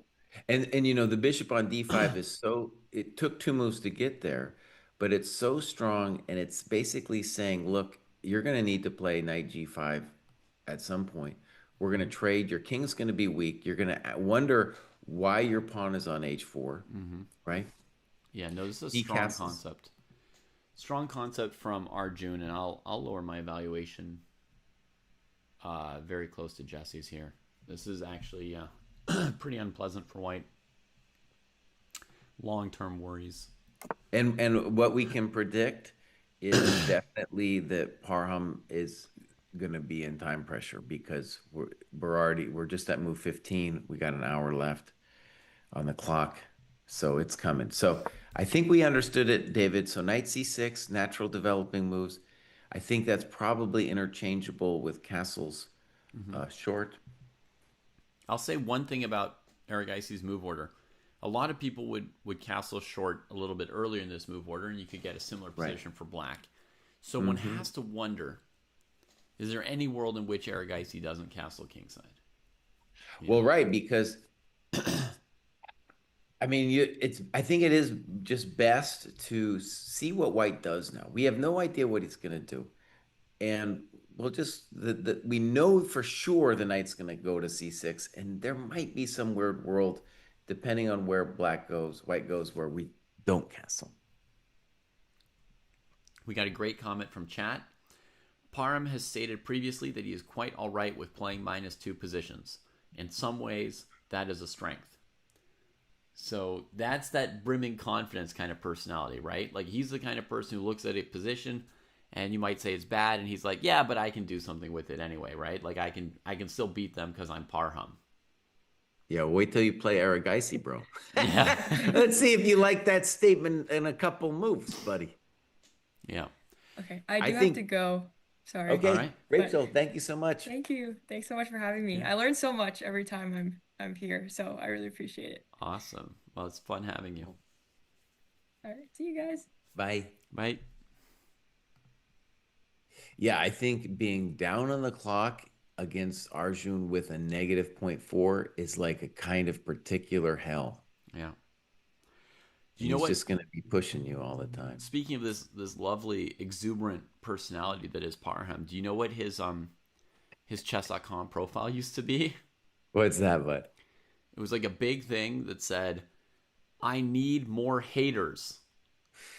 The previous ones all jumped on the bandwagon. Like, he made fans of all his haters. So yeah, fun guy, lots of confidence. But as Jesse said, every happy, confident player eventually runs into somebody like Aragaisi, and you always splatter against some wall somewhere. The other thing that's interesting about him is, back in the day, there used to be a lot of top players who were out of shape. And now you look around that room and they're like, you're looking at some fit dudes, basically. There's some very fit people. You just, like, oh my God. But Parham, dude, is not fit, dude. The guy is not fit. Oh yeah, you're and seeing I'm the live wondering, video? especially in a longer tournament, I think it's going to catch up with you. You can't, there's basic human things you can't escape. Yeah, Jesse Yeah, I believes in the actually, things you can't escape. But this guy, maybe he'll get so happy with himself that he'll just like, go Super Saiyan, like burn off all the fat on the rest day. yeah. Thank you for reminding me, though. I love to watch the business.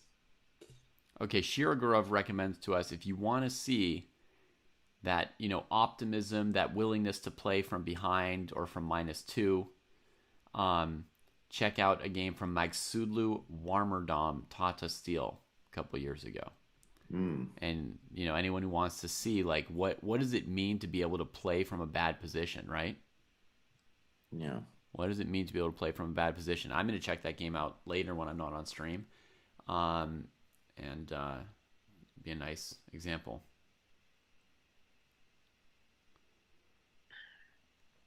And some people in chat saying he might be fit and just in a different kind of shape, a wrestler type, Okay. strong and whatever. I don't know. I'm not watching his videos. This is just coming from Jesse, the concerns about his health, but Jesse's often concerned about fitness, and I think it was really marked on Jesse and my psyches that Kasparov was kind of like a dominant player as Jesse and I were getting into chess. And Kasparov was somebody who said like, hey, if you want to be a top chess player, you got to hit the gym. That was kind of like one piece of what Kasparov brought to professional chess. And we got Quantum saying that it's only when you're past 30 that the kind of weight That question weight would can weigh you come down. up. Weight can weigh you down. That's right. um, and it's funny, actually. He's been around so long that it's a lot of these players, the same similar thing, where he's only 25, and you look at him and he doesn't look 25. Just also the fact that I've heard the name for so many years, Mm-hmm. you wouldn't suspect that he's 25. But yeah, Yeah. he's only 25 years old. Well, I think he was a world junior champion, wasn't he? Oh yeah, I remember about 6, 7 years ago, he was like, for sure, I'm going to be world champion. It's just a question, It was a very remarkable interview. There's a lot of people who say I'd like to become world champion. There's Yeah. a nice one with Anish recently where he's like, of course, I'm a little older, whatever, but I'm going for it. Yeah. That's why I'm here. But yeah, there was an incredible confidence in that interview, that ancient interview with Parham was like, yeah, I'm going to be world champion. Mm-hmm. Cool. Well, there's a cute interview with Gukesh where he's like 8 years old and he's like, I want to be world champion. Very cute. Yeah. And then recently, Hans Niemann made comments like, my colleagues will all lie to you with false humility and claim they don't want to be world champion, but everybody wants to be world champion. Right. Well, you Yeah. see it in this tournament. Everyone is here. Yeah. Everyone is here to play, and blows are being struck. Yeah. And a lot of these top guys are getting, and at least at the moment, they're getting knocked out. Yeah, dreams are being crashed. I mean, if you want to be, if you get like 200 people together who have a dream to be the champion, that means 99 of them are gonna have that dream shattered. So, yeah.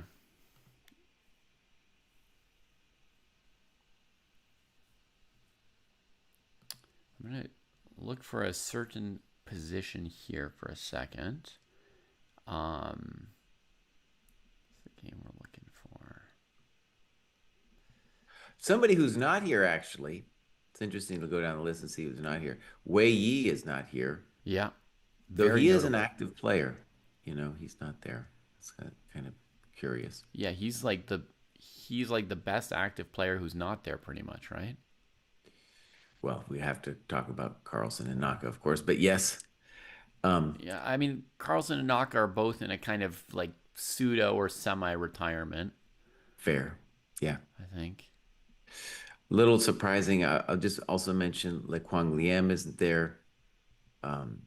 We'll say Anand's Yeah, in I retirement, noticed. of course. I noticed that. Duda's not there. Duda should for sure be there. Duda, what are you doing, buddy? Yeah. What are you doing? Yeah. Yeah. And Here, Jesse. unfortunately, this guy, Aravind, is not there. That's a major bummer because Yeah. that guy broke into the top 10 for half a second, and I didn't know what to do with him. I want to know what this kid's about. He's actually 25 like Masudlu, but he, showed up much later in his career. So I was like, dude, what's going on? And anyways, he's not there. Yeah. All right, Jesse. We want to get your comment on this. This is Alexei Serrana against Rasmus Svane. Move 17. White plays Rook AD1. And White's hoping to win the pawn on D4 using the rook on D1. And Svane takes on E3. What do you think of that move? Well, I mean, that would be the question is like, why isn't black completely fine after pawn takes e3? White has got to have some kind of idea here. What is it? Yeah, in the game, white played bishop C4. Mm-hmm. Black decided EF2, rook F2 was going to be too risky when the king side gets broken. So black recaptured on F6 with the queen, but there's still some pressure on F7. Yeah, I think black's totally fine too. Okay. Because he can organize bishop e6, right? Yeah. The key point, Jesse, is that he thought for 65 minutes about d takes e3. Okay. Is that a time blunder there? I guess he's just, he needs to reassure himself about the pressure on the f7 pawn.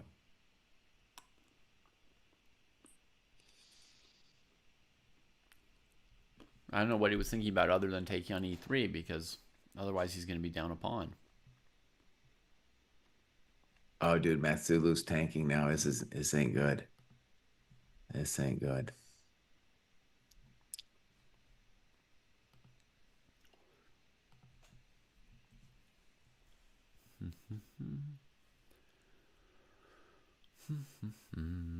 Yeah, what is white to do? You could play e3 to try and trade black's big fat d pawn, as you call it. Mm-hmm. Jesse, E3, dude, you're a genius today. You're a GM today, buddy. Oh, that was just a throwaway comment. I didn't think about it.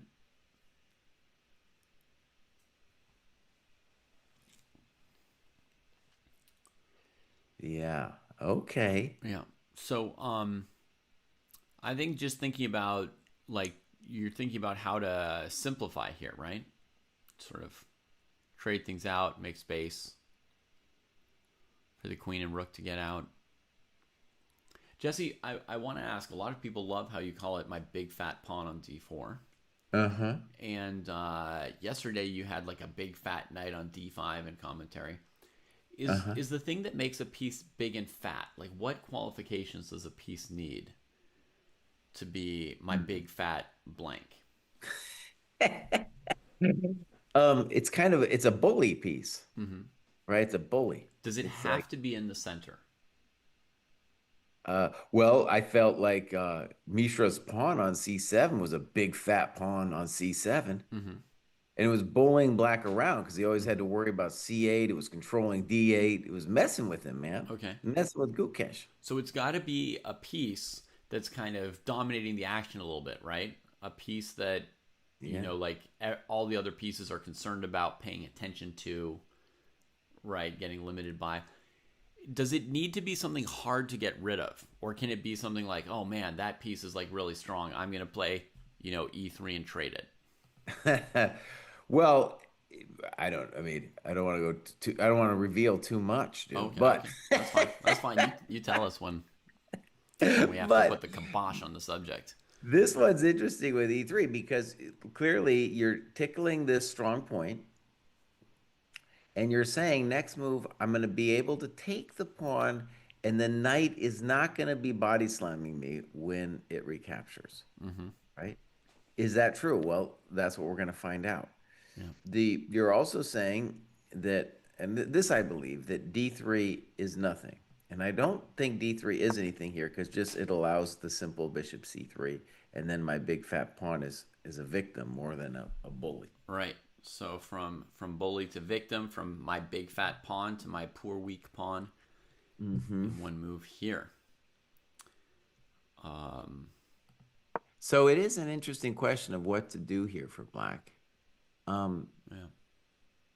One basic move could be castles ed and then rook e8,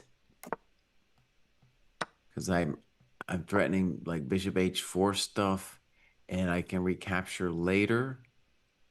White's hope though is whenever black plays knight d4 that I'll whack him around with like bishop c3 or bishop e3. Mm-hmm. So e3 is creating the crisis, the tactical crisis, and this is definitely a moment for black to really think, because black I think should believe that they're better, Mm-hmm. and that white is trying to create this drama. To the only point of the drama is to do some kind of Tausch machine, and that's he should be thinking that way because it's time to try to survive here. Yeah. Yeah. Um. Yeah, bishop c3, it could feel like white's getting very close to cleaning everything up. There could even be like queen d5, knight f6 check tactics, which would be big old Tausch machina. The bishops trade on the long diagonal, the rook's on the e file. Could really take the wind out of the sails. So I think it's interesting to ask, what are Arjun's options here? Arjun loves to avoid Tausch machinas, right? He likes to keep the tension, and keep the thrill going. So Yeah, I definitely think he is looking for a good move here. I haven't found it yet, so that's what I'm spending some time on here, trying to do guess the move. mm-hmm. One reason, too, that I really like to follow a particular game is the selfish reason that I want to, try to think with these players. Yeah, But it's the training for you. but also I was thinking about it because when Kostya goes on, he comes on later, when he wakes up, Mm-hmm. which is becoming a little later every day, because he's a millennial and he Mm-hmm. can't get up that early. um, he's like, "Oh, I want to go look at these games," and I'm trying to like find a way to explain to him why it's no bueno Mm-hmm. to look at 1,000 games. And one of the simple reasons is when you go look at 1,000 games without a computer, all you're doing is giving a very superficial reflection on what's going on. The value of doing no engine commentary is that you're able to give a sense of how the players feel in the moment. And the only way you're going to do that is to be really intently following along with what they're doing, to Mm-hmm. live the position the same way they are. Because you're not going to be able to say anything insightful just with a couple chump reflections on what's going on in the position. Yeah, but I And mean, there's this position is a great example of it, because I'm also having trouble trying to find out what to do as black. But at the same time, I believe in the black position. I believe there must be something here for white black to continue giving white the business. right. But I think, Jesse, like, there's nothing you're saying that's wrong about the commentary, right? I just think there's like different levels of players watching the games, different levels to the experience, right? Different depths players at different levels need to go into, and different functions commentary can provide. Commentary could be, entertaining without necessarily being as deep a training experience, right? Um, you could show, oh, this guy's been thinking for 60 minutes and this guy sacked a pawn. And, we can make surface level comments, which, as you said, are not going deep into what's their real experience, right? Like, what are they thinking about for 60 minutes? Or why did they play this opening? Or why, what went into sacking the piece? What were the alternatives they considered? But it can still be kind of fun, for those of us who follow certain players. Maybe we're fans of this guy or that guy. We just want to know, does he have a good position or not? Did somebody play a risky gambit? Okay. In regards to this position, one of the things I want to say is Bishop e6, bishop d5 looked great. As we said, the bishop on d5 is a big fatty. The controversy with putting him there was that you interrupted the flow to the d4 square, right? And so e3 might be showing that this bishop e6 d5 was unnecessary. As I said, David agreed with me. If you just like castled and played rook e8, you're going to have the better position. Mm-hmm. You could have also played bishop f5 or bishop g4, depending on how it went down. Right. But So now now, there's a little David, more. Now there's a little more crisis on Black's hand, right? Because they now, spent a tempo. They spent a full tempo saying, "I'm doing something," right? right And then now, White said, "Well, what are you doing? Just coming and Tausch machining if I can reduce the D pawn." and the thing I want to stress here too is with this move, e3, he is implicitly, I think, sacking a pawn where we're saying f5, knight g5, bishop g2, king g2, bishop g5, hg5. Actually, it's not even a pawn sack because my queen, once it goes to g5, it can't go to d5 because the f pawn is in the way. Very important detail. Well, the queen can just take on G5 straight up like this, Jesse, right? But then we can play Without the check. ed and we're more than fine. Yeah. ED. Ping that. This king's getting open. Now, if the queen could go through the pawn and go to queen d5, then maybe we would have something, but we cannot. Mm-hmm. Yeah. I also want to stress that once Black does this bishop trade on G2, which there are many forms of doing it, I've been calculating some lines here in the background of my head, right? Mm-hmm. Once the bishop has been traded in some position like this, Black's got to be careful about the move queen b3 for White. If you don't go queen d5 yourself, the White queen can get to b3. It's a very strong square where suddenly the light squares are weak, not just for White, but also potentially for Black. And if you do go queen d5 as Black in this position, I'm expecting to move queen f3 from White, challenging Black's queen, and then queen f3, knight f3. The position gets very, very simplified. Mm-hmm. And these squares d5, f3, and b3 are so good for the queens that it's almost kind of like you can't back off from those squares. You know what I mean? Like if you don't go to those squares and then trade the opponent, if you concede those squares to avoid a queen trade, then you kind of become worse with either White or Black. Mm-hmm. So, David, I'm actually I'm gonna claim that the position before, like on 13, that was where I gave my human eval bar thing. Mm-hmm. And I do think that was negative -0.4. Mm-hmm. But now I think that e3 is exploiting this bishop e6 d5 thing, which looked good but was actually not great. And now it's equal. Yeah, Black needs some kind of follow-up, and it almost feels like bishop e6, d5 didn't quite do it since we don't see a follow-up for him, right? And there were other Right. options, just castling rook e8, or maybe Mm-hmm. playing h6, make White play one more funny move with the bishop on d2 Right. Right. to hide the knight. If you could get White's knight to d2, you could argue that maybe it's losing some more time for White in terms of reorganizing their pieces. So it does feel like without something special here, it could peter to something very close to 0. Yeah. And I've been really trying to make some version of f5 and d3 work. That's what's Right. been kind of clicking in my mind, is like, can we somehow defend the pawn on d3 by using f5 to trade the bishop, open the d file, queen d5, rook d8. But White always answers queen d5 with queen f3, and then we're trading the queens, and I don't really believe in that d pawn. No. Mm-mm.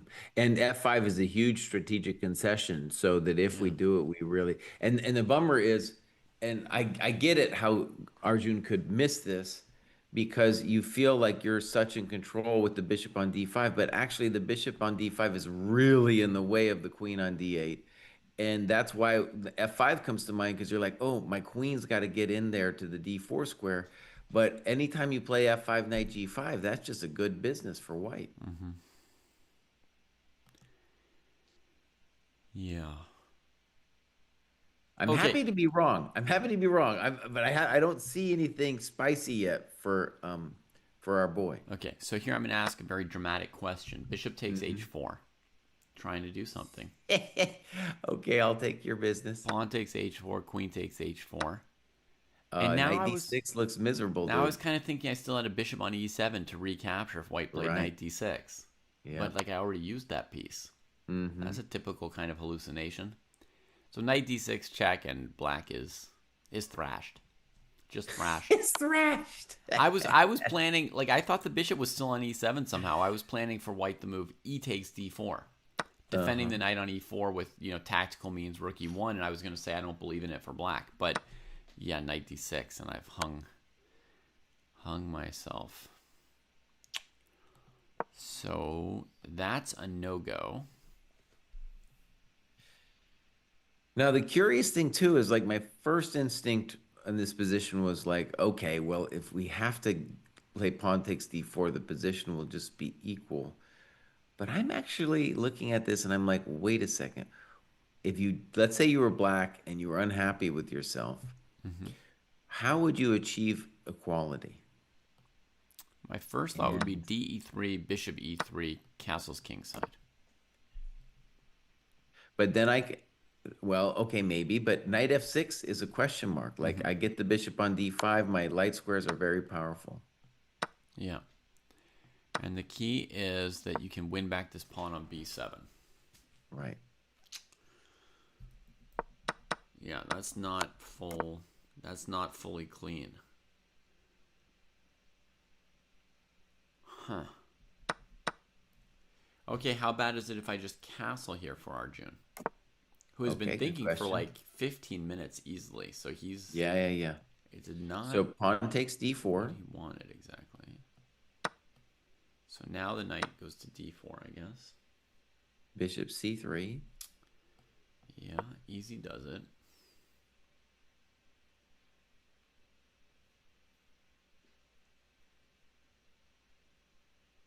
Yeah, it's a little bit unpleasant for black. I know black's not losing or anything, but there's always these things where you're losing your beautiful bishop.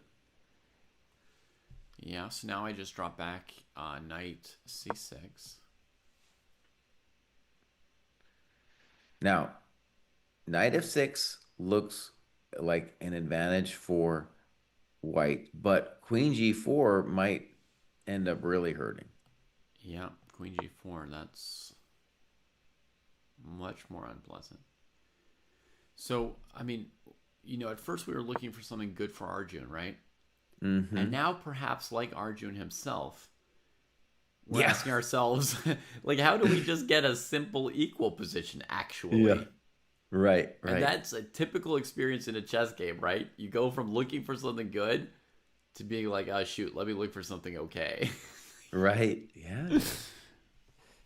E3 exclam taking advantage of this bishop e6 d5 idea.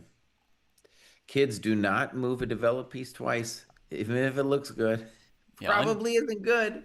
unbelievable how badly this bishop d5 seems to be going. Such a tiny little natural move.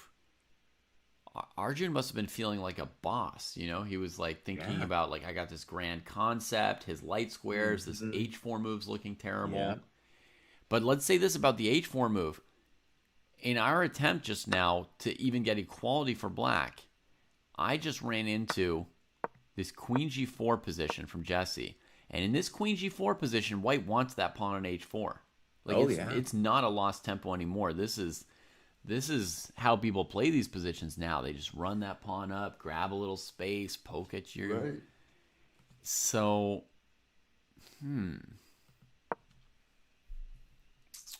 yeah, and note, Jesse, that he played bishop f6 to e7. That was another tempo he chose to give, right? Yeah. And Chump then GM bishop, was just going to castle. Chump and GM then was ready to castle. yeah, and then bishop e6 to d5. So, black actually gave one or two tempi here.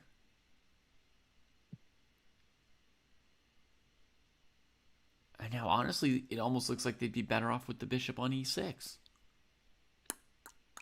Because there won't be this Hearts on queen Fire e6. says, especially early on, most players are playing perfectly because it is all engine prep. But what we're seeing here, game before us as perfect example, is there was not a lot of prep happening here, dude.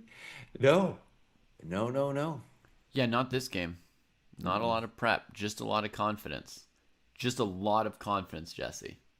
Yeah, Between these two players, there's just confidence on the table, folks. Like, it's around their water cups, their score sheets. It's just all over the place. Some of it's dripping on the floor near this first board.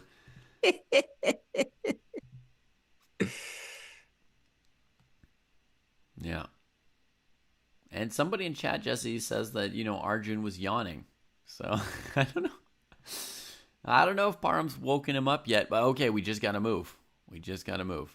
F5, 18 minutes. Ooh, he That did is a do F5. risky confidence move. Right, dude. Okay, so let's try to just divine what the intention is, though. Okay, so uh, actually, Actually, before before we, you yeah, define the intention, Jesse, if you were playing and your opponent just thought 18 minutes, and you'd been sitting here thinking about this, you've thought of F5 while we were sitting here for 18 yeah, minutes, right? yeah.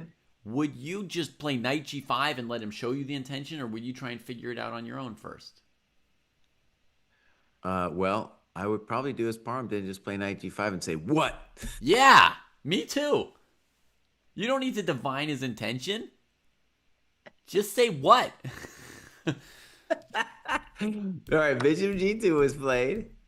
Folks, the One of the amazing knight's things trapped about on e4. You've seen the move coming. You're not going to lose the knight. You just plunk it on g5 and say what. Sometimes you got to be practical like that. Now, I can tell you folks, in this position, I've looked at queen h5 and queen b3 for white.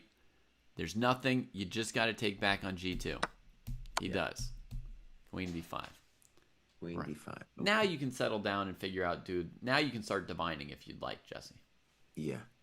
So what we got to say though is, uh, if white wants just a pleasant position, then queen f3 is a pleasant position. Okay. There's nothing wrong with white's position after queen f3. Mm-hmm. That's just my first take. I might readjust that, but I don't see any issue after queen f3. Yeah. I'd love to throw in queen h5 check as an intermezzo, if you could play counter checks. Queen h5, g6, queen f3. But I think we just got to play queen f3. And Parham doesn't think too long about it. Says queen f3. What? Yeah.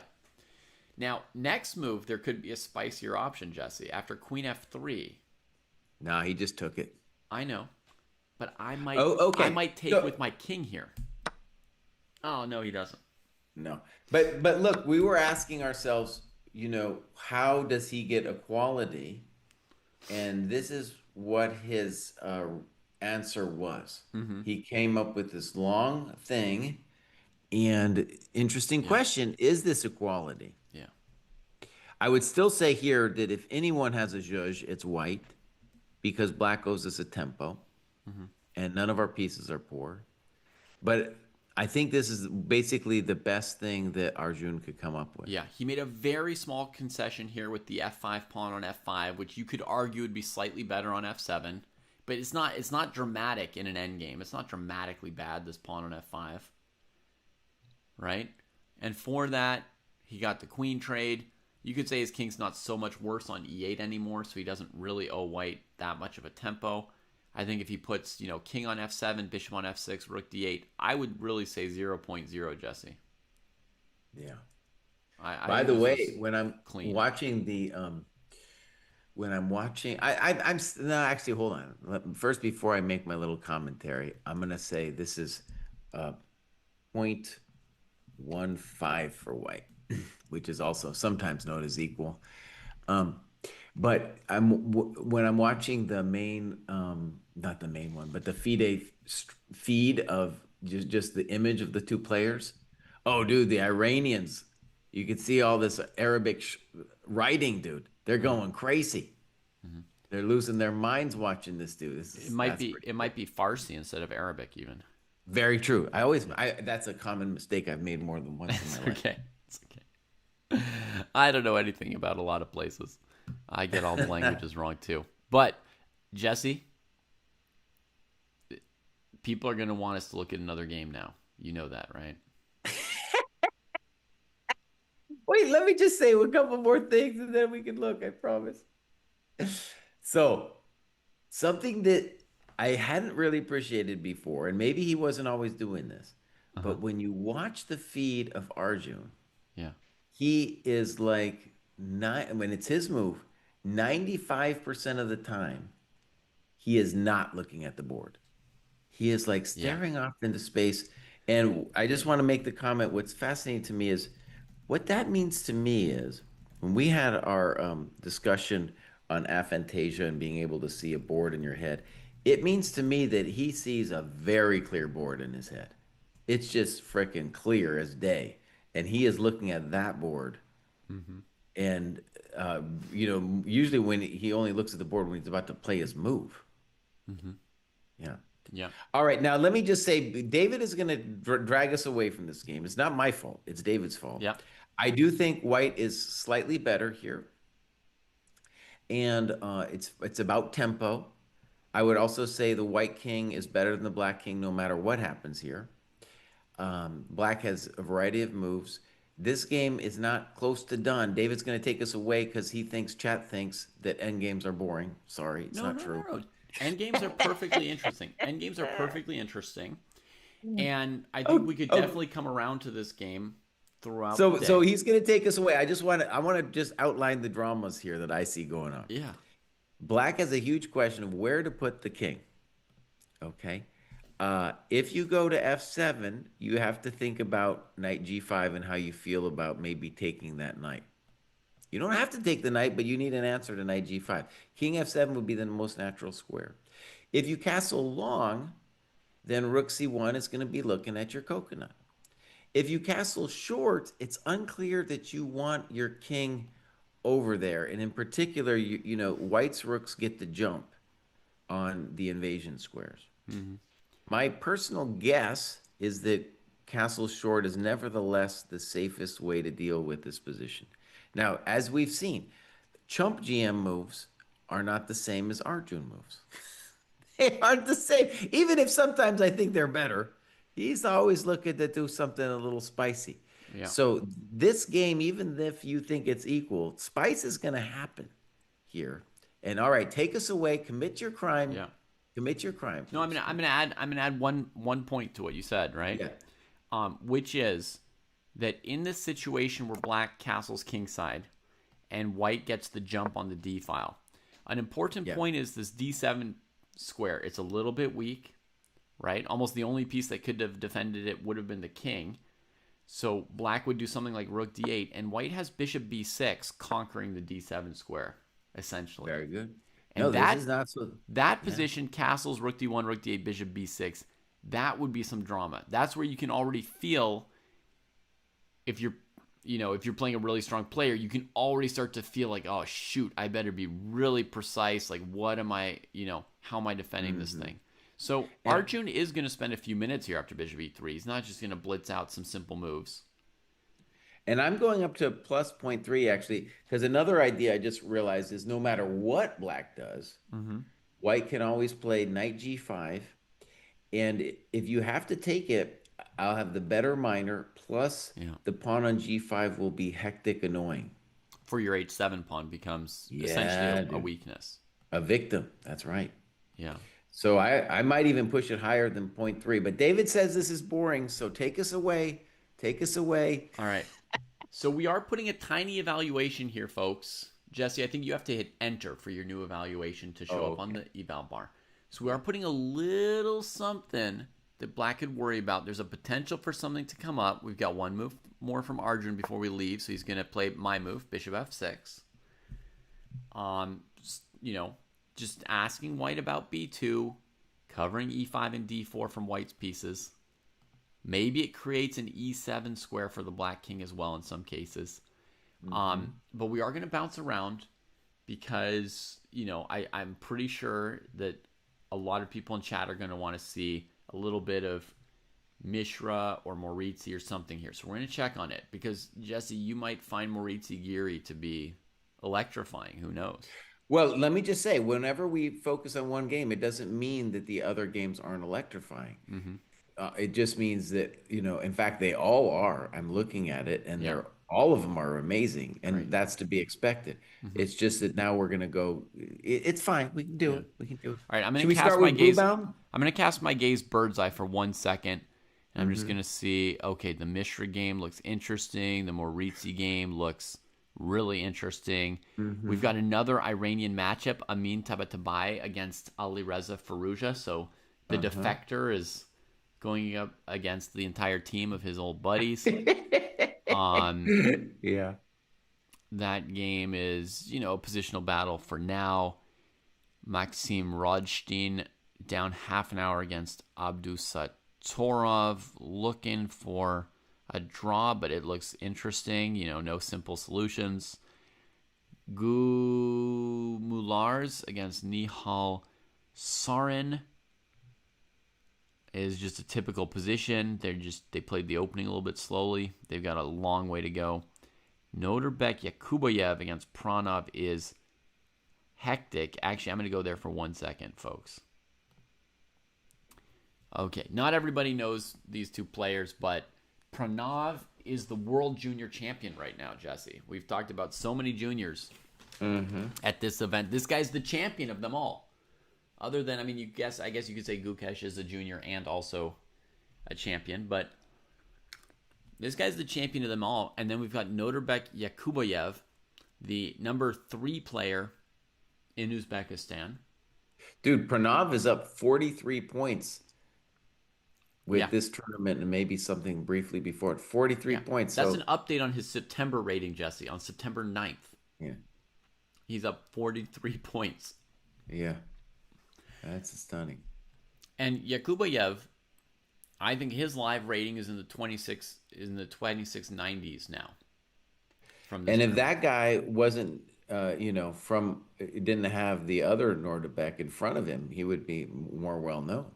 He's like Yeah. living, he's like living in the other Nordebek's shadow. Noterbek 2. And he's just played like an intense move D5, right? He's also playing some weird rook G1 position.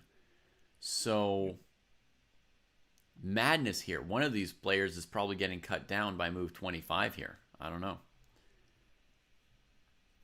Hard to evaluate. Yeah. I don't think any of us drafted Pranav Shirogorov. I think he's up. I think he's a free agent on October 1st when we update our junior draft. Yeah, because even though he's already 18, his explosion happened fairly recently. David, how about if we want to do this, let's just go around the clock here. So let's start off with Blue Baum board 2. And I would say Blue Baum has a nice position. He still has to fix his knight, but I definitely would rather be white in the Blue Baum game. All right, so Blue Baum game. He's gained some space. This is kind of technical chess here, right? They're fighting over the D file, the E pawn, the relative quality of the bishop and knight.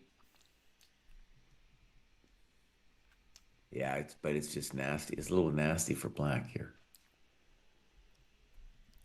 Okay, what is the reason it's nasty? Well, let's say this, that the reason it's maybe not terrible is because the knight on E2 still has to fix its junk. Mm-hmm. It's fair to be said, though, that the bishop on H6 is also not great because it's kind of not hitting anything now except the F4 square. So it's just fulfilling the function of preventing the knight from going to F4. White, on the other hand, has ideas of H5, at some point even rook D6, building the position with queen E4, building the position with king G2, maybe even someday building the position with F4, which would completely end the bishop on H6. And he just played G3, which suggests that, hey, maybe I'm going to play F4, buddy. Mm-hmm. G3 is a nice building move, controlling H4, king G2, F4 are all ideas. So it's a very nasty position for black. Okay. So black's main problem is the bishop on H6 is kind of getting Well, queen that, and I e6. would say the e6 pawn is weak, obviously, and the black king is weaker than the white king. And in general, in these positions, let's call it, you could call it a Grunfeld structure with a queenside majority. Hmm. Uh, the issue is that that majority isn't moving. There's no engine on the queen side right now. Hmm. And that means white has an extra pawn to play with in front of the kings, and therefore his king is, in general, safer. Okay. Yeah. So the pawn majority on the king side. I expect White's plan is step one is to clamp that bishop with f4, And and it's a just to nasty clamp, right? It's clamp the like yeah, it's an eternal clamp. clamp the whole It's king like, side, yeah. clamp the whole king side, clamp that bishop, stop any counterplay on the f file, right? Because whenever you've got a pawn majority, someone else has an extra half open file. Sometimes they get some pressure along that file. Hmm. So I always think it's, or it's not always, but it's generally great to have a, wow, bishop d2 coming in. It's Very often big great to have spice. a shape with like the pawn on f4 where the semi-open file hits a pawn defended by a pawn and doesn't give any Bishop pressure. D2 is a hell of a drug. I mean, it might, and you know what's hilarious about this? Earlier on in the game, Yes. we had a bishop on D7 that was, trying to hang out there forever too. Yeah. And this is, a nice idea where now if F4, then we're gonna claim that we can do things like bishop E3. Look how By the Mishra way, managed to even in deal with that, that. Look how Mishra managed to deal with that bishop because White was going to play rook d6 next and it was going to be over. Like White was just going to crush black. Knight c4, stopping rook d6 and attacking e5. And then he gets that piece out of there. yeah. Bishop d2. So that's a challenge to White. To now he has to calculate how to deal with this. I still like White, but he has some Bishop D2 is creating a real crisis. So we got to figure. Who knows? It's very hard to get rid of that thing. Right. And the bishop was going to be trapped one way or another, right? Either inside his pawn structure or inside White's pawn structure. Hmm. If White plays f4 at some point, the bishop's got no way out. But he's saying that White can never attack it enough to capture it. Right. Yeah. So this is a hard one for White. Like you could play Queen E4, F4, King G2, maybe King H2 even. Mm-hmm.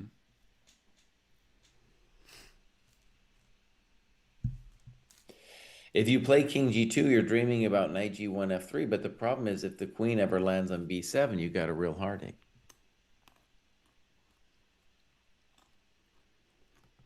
Yeah. Oh, okay, Dave. We got to go back to Parham. He just played a very nice move. Thank you very much. I think it's a nice move. We're going to find out. He just played Bishop G5. That stops Knight G5, right? So here's the things. So first of all, Bishop B2 would be horrendous because of Rook B1. Uh, and Bishop takes G5 would be not great because of HG, or even Knight G5 might be strong. My question would be though, what is if I was going to play Bishop G5, I'd be like, well, okay, this is kind of cool, but what is my intention after King F7? Mm-hmm. So if we put that on the board, like everything else makes sense to me for White, but what are we doing on King F7?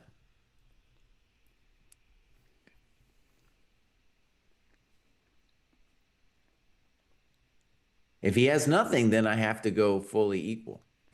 Then I'm like, well, Bishop D5, what are you doing? Right. But If it's Bishop G5, King F7, Bishop F6, King F6, Rook D1, Rook D8, I mean, that's going to be... then David can take us to another board. How about that? Let's make an agreement, David. Yeah. Let's make an agreement. I'm willing to make that agreement, yes, my friend. Okay. Is there anything special White could... I'm really not seeing it, by the way, because like Rook AD1 or something, he's just going to play Rook D8. The other cool thing that David was mentioning was the bishop on E3. If it talked to the B6 square, we could own the D file. Yeah. So that's the other thing. It's a little Rook weird. d7 was my dream. And like David said, it takes away the possibility of knight g5.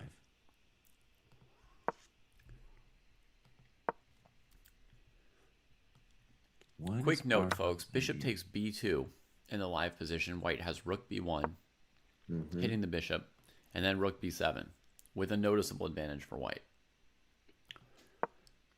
So king f7 is the obvious move, but Parham invested 9 minutes on bishop g5, and Arjun's thinking now.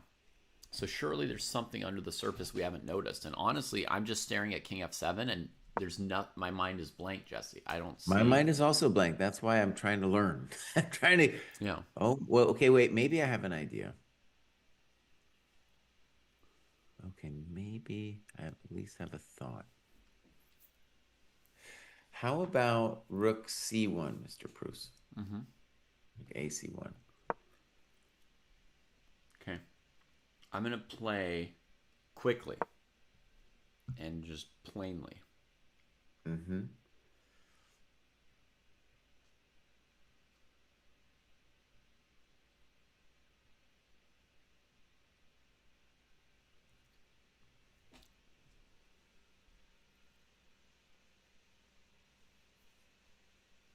Okay, plainly quickly, but you didn't tell me.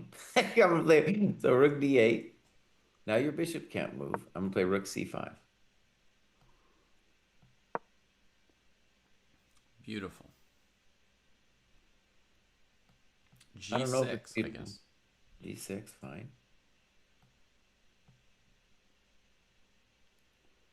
Now again, I'm just kind of experimenting. How about B4?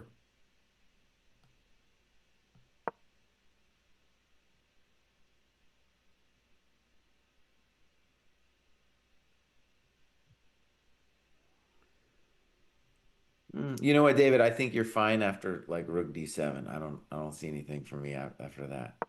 Uh-huh.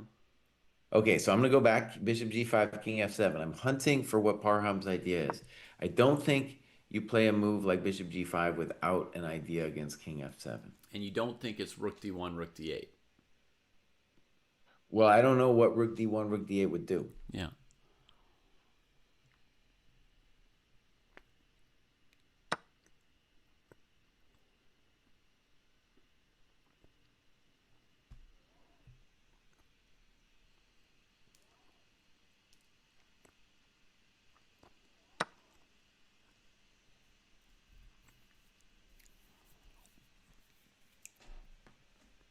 Okay.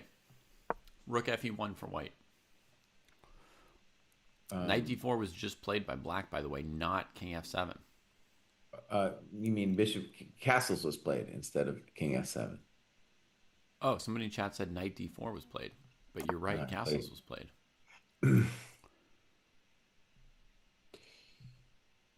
Okay, so the castles might be. I still don't know why King F7. In any case, I didn't understand that.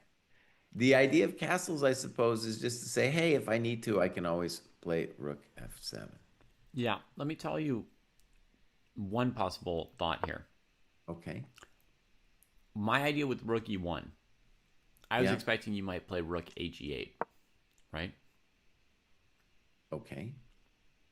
I was going to trade on f6 then, All right. King takes, and then knight g5. and then H. I'll bite H6. Yeah, knight h3. I mean, that's nothing, right? Yeah, probably not. You could maybe play g5. Maybe I think there's various options there I could do after knight H3. Yeah. Okay. Anyway, I mentioned that because I was thinking maybe part of the point of castles is the king covers the h pawn if white brings the knight to g5 quickly. All right. Okay, castles. Hey, Kostya. Morning. What's going on? Loads of big games, and we got an interesting end game where we're wondering if White has anything. We are a little surprised by this 22 bishop g5. Wait, I just woke up. Okay. We're I looking at a haven't top I haven't game. checked Twitter. Okay. I haven't checked Top game. nothing. That's great. Yeah. So Top game. I'll tell you, Board one. Kostya. Board one is Magsudlu against Erigaisi, Oh, and it's probably extremely close to equal. Parham is half a point ahead of 4 players right now. Erdogmus did not play today. He got paired with his coach, Shakhriyar Mamedyarov, and they agreed to a draw in 1 minute and went home. smart. So they've got 2 rest days in a row. Smart. Yeah, I was thinking today might be a quieter day because of the rest day coming up. Everyone just Yeah, the chance trying to to get there. recharge makes you think like maybe I shouldn't even get tired.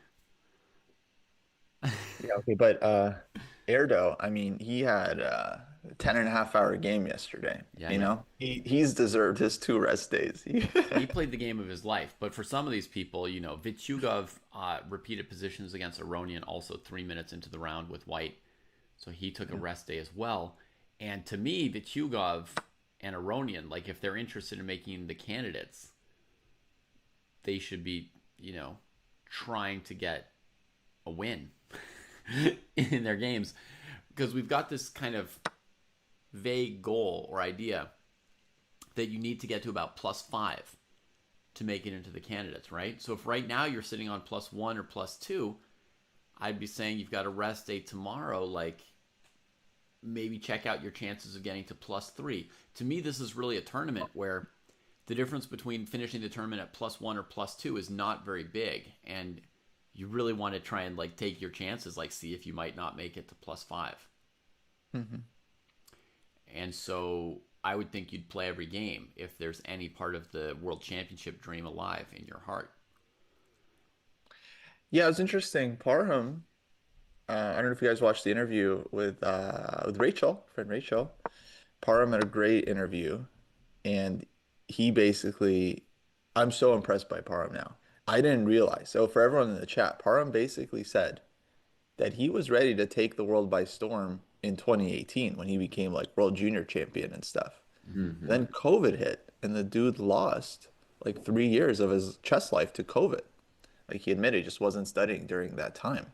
But now COVID's gone, and Parham is back, and he's just like insanely motivated. And on what we're talking about, like the quick draws, like so today he was saying like he wouldn't mind a quick win because he wants to go play the new title Tuesday. That was his reasoning. So he wouldn't mind a quick win, but he's like, no, I don't do the quick draw thing. Like it's gonna be a long game. So So he's David, got the mindset. He's there. That's great. So let's, Jesse, he's yeah, saying he's not just going to shake hands here because they're trading some pieces. He's like you, right? He still wants to like fight for 100th of a pawn, a symbolic dude, I anything think he it can might get. be a little bit more than symbolic here. So, Okay. by the way, so bishop g5, we did not understand.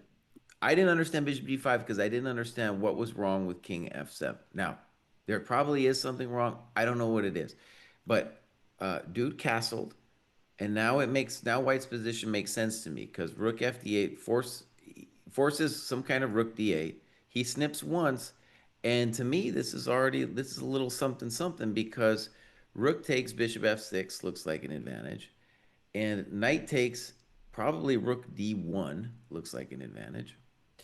Um, and bishop takes, I don't know, probably again rook d1 looks like an advantage. So we do have a little something something. Oh, Rachel was in the chat. What's up, Rachel? So Post the link. We blocked her. let me just quickly ask the most basic question. So we take on Yeah. d8 by bishop. White plays rook d1.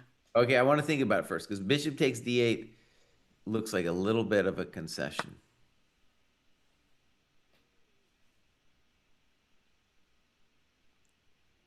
Yeah, I would agree with you guys. To me, it seems like White is tiny bit better. I wouldn't expect him to win, but Black has this weakness with the F5 pawn. So you Mhm. always take White here, right? Yeah. Go Okay, ahead. so bishop d8 was played, Jesse.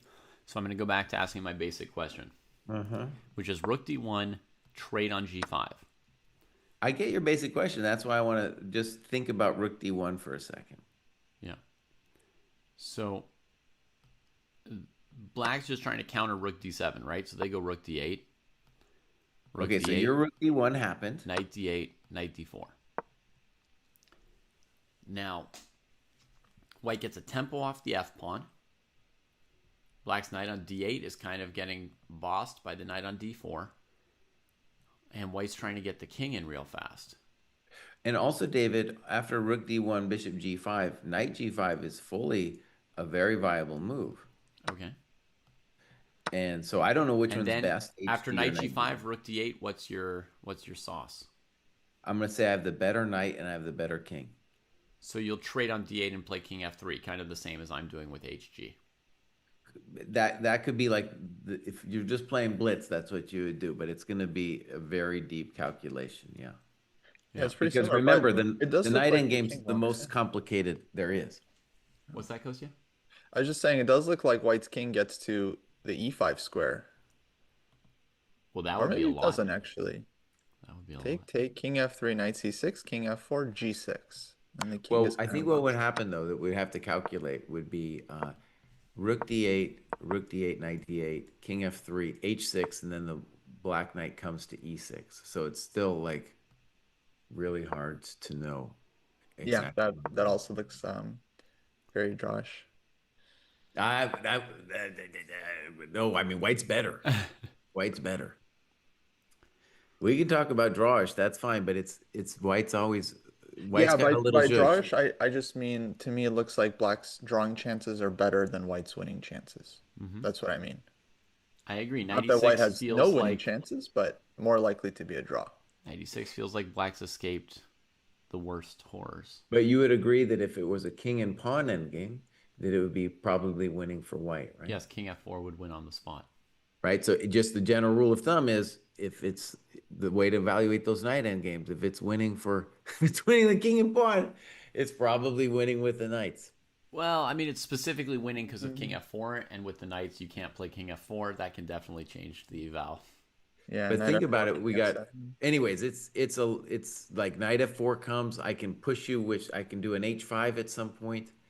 So, you got it's Yeah. right on the edge. All right, I think hg looks much more dangerous than knight Okay, that's g5. also fair. I That's really also do, a fair question. because it cramps the opponent a little bit, and you get this tempo with knight d4 hitting that pawn.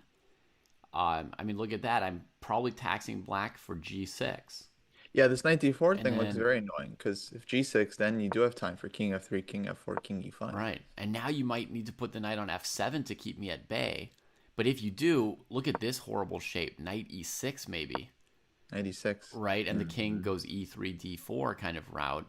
I mean, this endgame, this position actually looks kind of terrifying to me. The position where Kostya said drawish, I also felt like not terribly scared. Well, and then one of the things I like what Parham did is he played rook d1 quickly and said, "What?"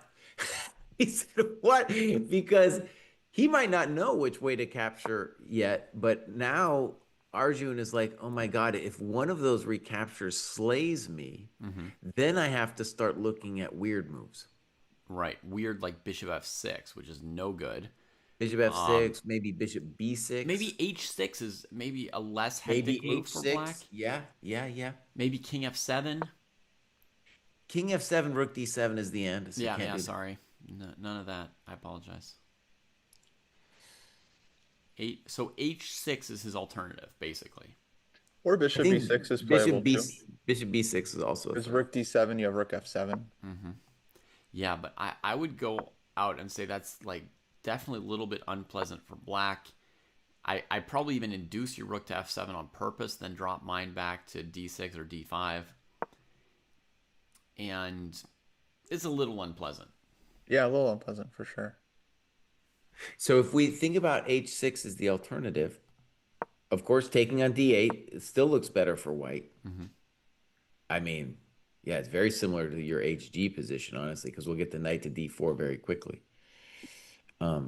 So that's unpleasant. But maybe we could do a bishop f4, bishop e3 Oh, as in well. fact, bishop d8, rook d8, knight d8, knight d4 immediately. And it's a little different than my HG. I don't have the same like clamp on that f6 square and that space, but I have h5.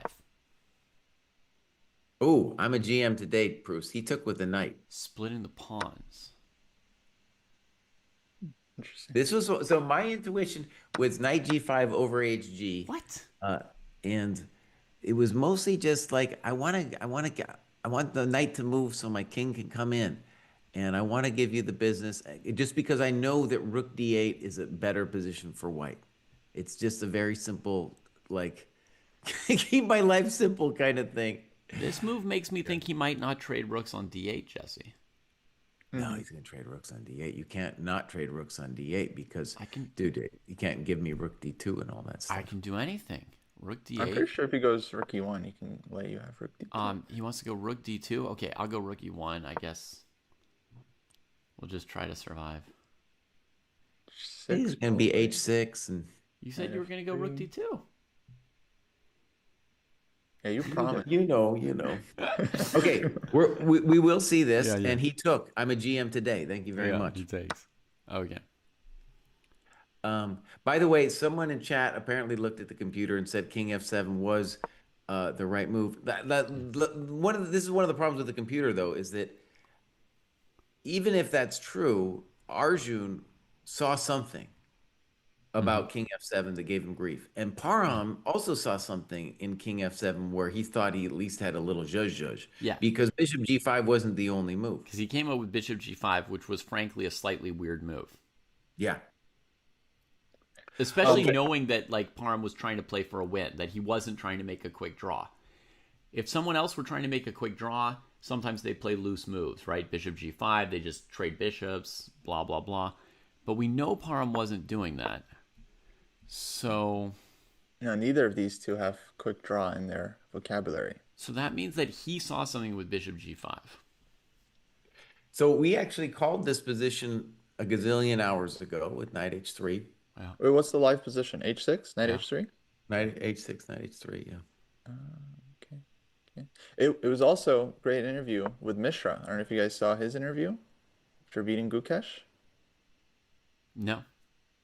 No, you guys got to get on the interviews, man. It's so fascinating. Mishra also super impressive yesterday, where he's basically like, I can win this thing. He's like, I already drew Prague. I beat Gukesh. Like he's like, why can't I win? Right. And he's Like right. who's left? He's right. Like if he Yeah. keeps playing like this, he absolutely could win the tournament. So Yeah. we got we got to do a Dojo Talks about how like these 2600s have stopped looking at the rating. They've stopped, they Yeah. stopped caring. They're just like super ambitious. Yeah, that's my big question here is like, and I'm going to wait till round 11. I'm not going to say too much at round 5 or round 6. For now, it's a question. I'm not going to answer it. But my big question is like, how big is the difference between the 2600s and the 2700s, right? Like, is there truly a gap? Or is there truly just they play in different circles so their ratings haven't mixed? You know, like that's kind of my big question is what is the I gap? think there is a gap. I just think for many players it's psychological, and many players just don't have this psychological hang up. Like someone like Hans when he was 2660, he was already saying he's going to be top player and all this stuff, right? And of course he gained a ton of points after that. So to me, Parham seems like the exact same. Like he just doesn't care. He's under 27. Like to him, he works on chess every day, all day. So there's no reason he shouldn't be winning. Same for Mishra.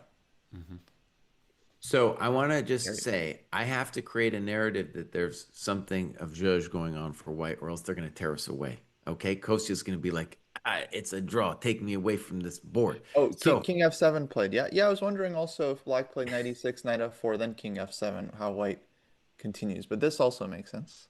so let's just say the last couple moves they played quickly, and now white has to really come up with an idea to persecute. Now, one obvious thing is h5 will always create a dangerous situation for black.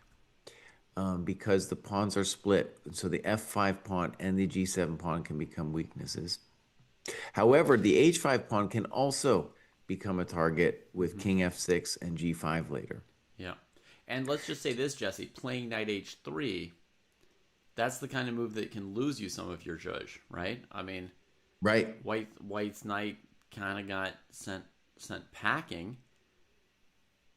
And if we were going to be in favor of the Proust's HG, I think it would maybe be this position where you'd be like, well, wait a second. How do I really get the zhuzh here? Okay, a move played pretty quickly. He plays king e3, and that I think that's just process of elimination because king f4, knight e6 didn't do anything, and knight f4 Wait, allows king f4 what? Didn't do anything? king f4, king knight f6. e6. Isn't the Think pawn king on f6 f5 first, attacked? right? Oh, I mean, well, you're gonna play knight e6, after. So I mean, king f4 is just you're gonna get King whacked. f4, king f6. Yeah, and then knight e6 is what I'm course. saying. Okay, so king e3. So, and then knight f4, you have to deal with the variety of g5s as well as maybe just knight e6. So we're just going to play king e3 and see what goes down here. So let's say knight e6 from black. All right, let's try knight e6. Now, my first instinct is just like knight f4, and we're better in the king and pawn endgame. Okay, Is so it knight true? f4 is a big question. If king f6, we would But simply... knight f4, black can play Okay. g5, right? Maybe, Just but to then get after, try to get full equality. but no, it's not full equality because HG, knight d5, and I got a little domination circle. Well, hang on. Like, also, we just have to check the king and pawn endings if white just trades and gets a king on d4 against a king on d6.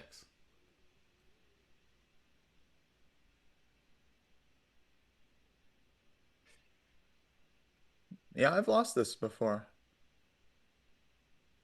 But my Because instinct if my would king be gets that to it'd still be a c5 or draw. e5, you're done, right? So you have to calculate the tempi pretty carefully Yeah, here. I yeah, think, yeah, right? yeah. Tempi also, but black can put the pawn on b6 and then move the king to e6. Right.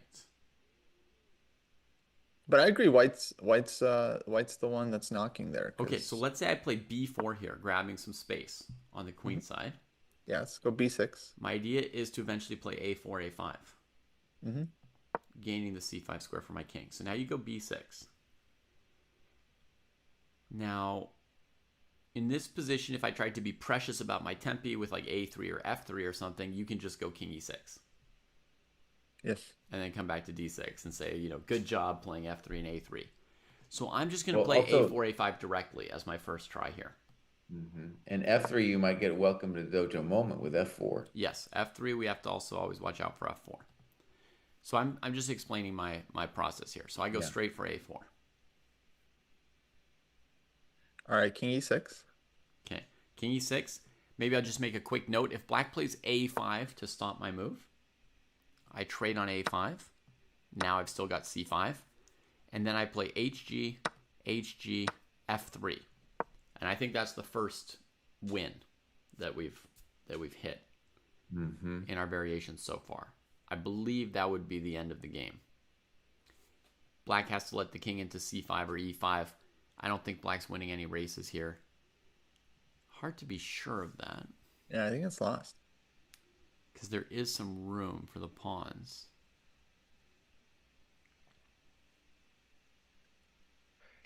Oh, we got a question from Kia. Maybe he wants to put the knight on f3. That would be kind of long-winded, but Oh, any questions for Nihal? Yes. Yeah. Yes. Number one question. Why does he have to play online blitz between the rounds? Like, does he have to? Does he think his fans want to see it? Can he not play on an alt account so at least we think he's not playing blitz multiple hours after every we see him online. It's like Nihal Sar. Yeah, I see when I'm online, I see him. He's playing 3 minute.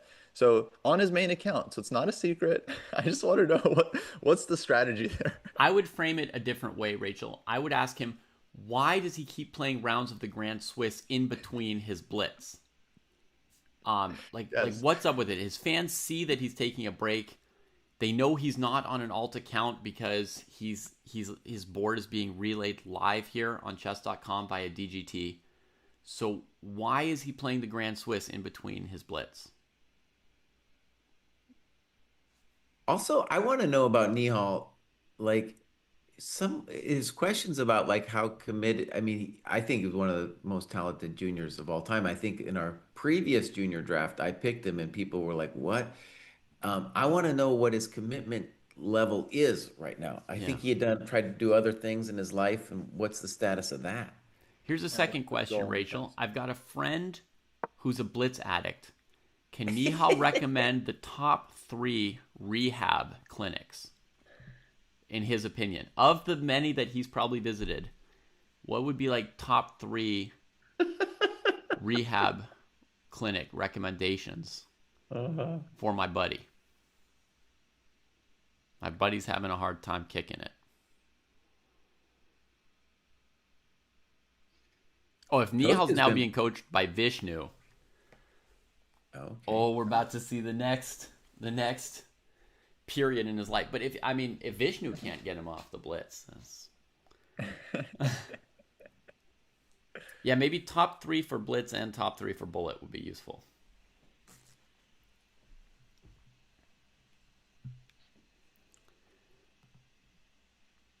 Okay, Yeah, so Kostya didn't fall into this one, which is probably terminal, right? He wanted to play. What move did he want to play? He wanted to play after A4, King E6, I think. yeah.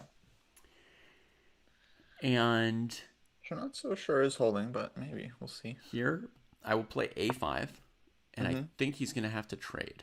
Yeah, take King D6. Take. I'm risking my pawn because it's gotten a little bit past my king. And you play King D6 next. Mm-hmm. Then I will trade on G5. Trade on G5, I assume, and F3. Mm-hmm. Okay, one sec. King C6, King E5, boom, boom, boom, boom. King B5, 4. So we get queen and pawn endgame after King C6. Mm-hmm. I gotta go King C6, right? Have you calculated King E6 as well? That one I just assumed I'm too slow. Okay, you were right.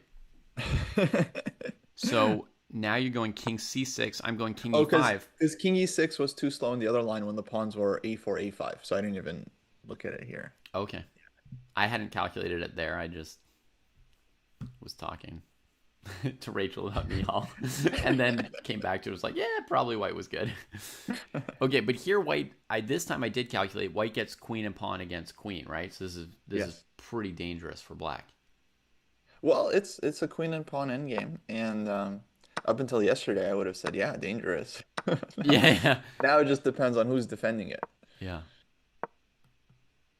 But from equal knight endgame, this is a psychological thing, right? It's not, you don't want to get a long queen endgame if you had better, Right.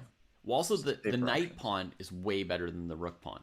True, true. So this ending is like super close to bad. Scary.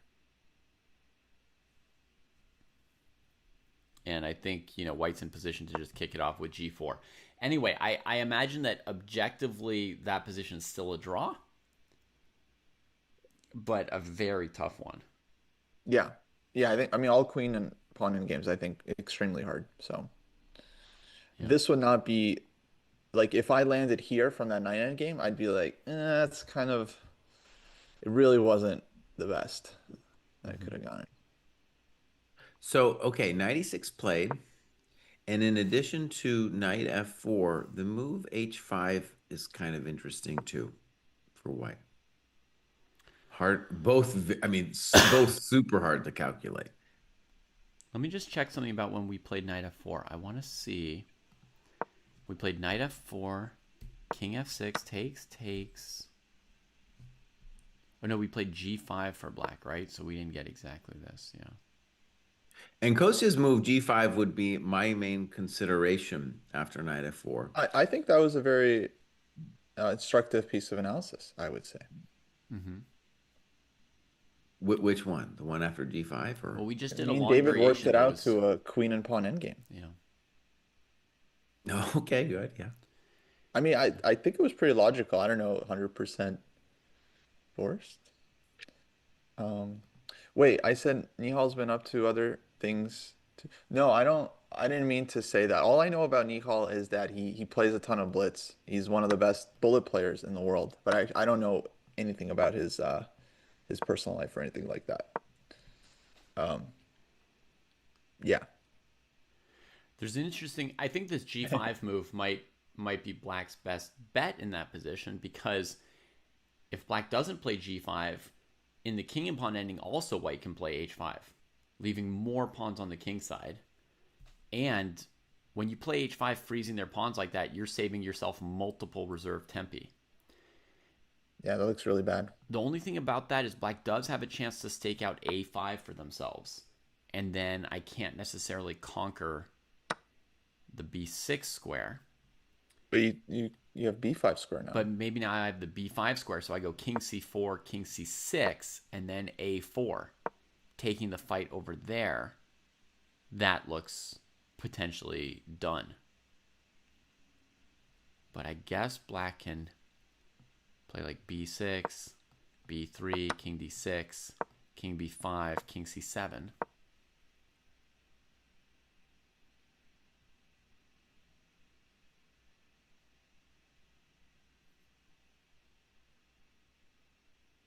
Um, King A6, King C6, F4. You want to use both of your tempi at once? Well, I'm trying to get Zugzwang. You could play F3 and then get a second Zugzwang later. Okay, okay. Let's play F3. Kosi's a big spender. He's like I F4. I thought F4 was done. You know, I thought it's I'll done. buy everything in the building. All right, F4. I go king By C7. the way, guys, we got knight F4 on the board. So I go king C7, king A7, king C6. Kosi goes king B8. He's going to flank me. But I really think you might want that second tempo later. We'll see. Yeah, yeah. I don't Let's think I'm let's done leave yet. the pawn on F3. That's fine. B5, king A7, right? Okay, maybe I try B5 here. B5, yeah, king A7. King A7? Yep. But then, because you have BA, King C5. Oh, I'm too slow. Oh, my bad. Okay. That's interesting. You go AB, king B5, king B7, king B4, king B6, king B3, king A5, king E C3. Looks like Black's good. Yeah. Mm-hmm. Huh. Maybe if the pawn was on F4, actually, it'd be better in this case. Sorry. I'm just I kidding. apologize. Okay, so Nihal took on F4. Arjun did. Immediately. I was thinking about Nihal. Yeah. Yeah, he took immediately. So on king F4. Oh, okay. Interesting. What? Now, it's got to be said, you guys, that GF might not be the dumbest thing ever. Right. I agree. He plays King F4 instantly. Okay, but King the F- claim for white, I think, is like king somewhere, and then we play H5. Mm-hmm. But the benefit of dragging the king to F4 is that he doesn't get to the D4 square He where you doesn't get. threaten the second side, right? So even if he gets H5, Black's saying they can go king F6, king E6 ad infinitum. Yeah. I mean, white now also has to be precise, not to lose the H pawn.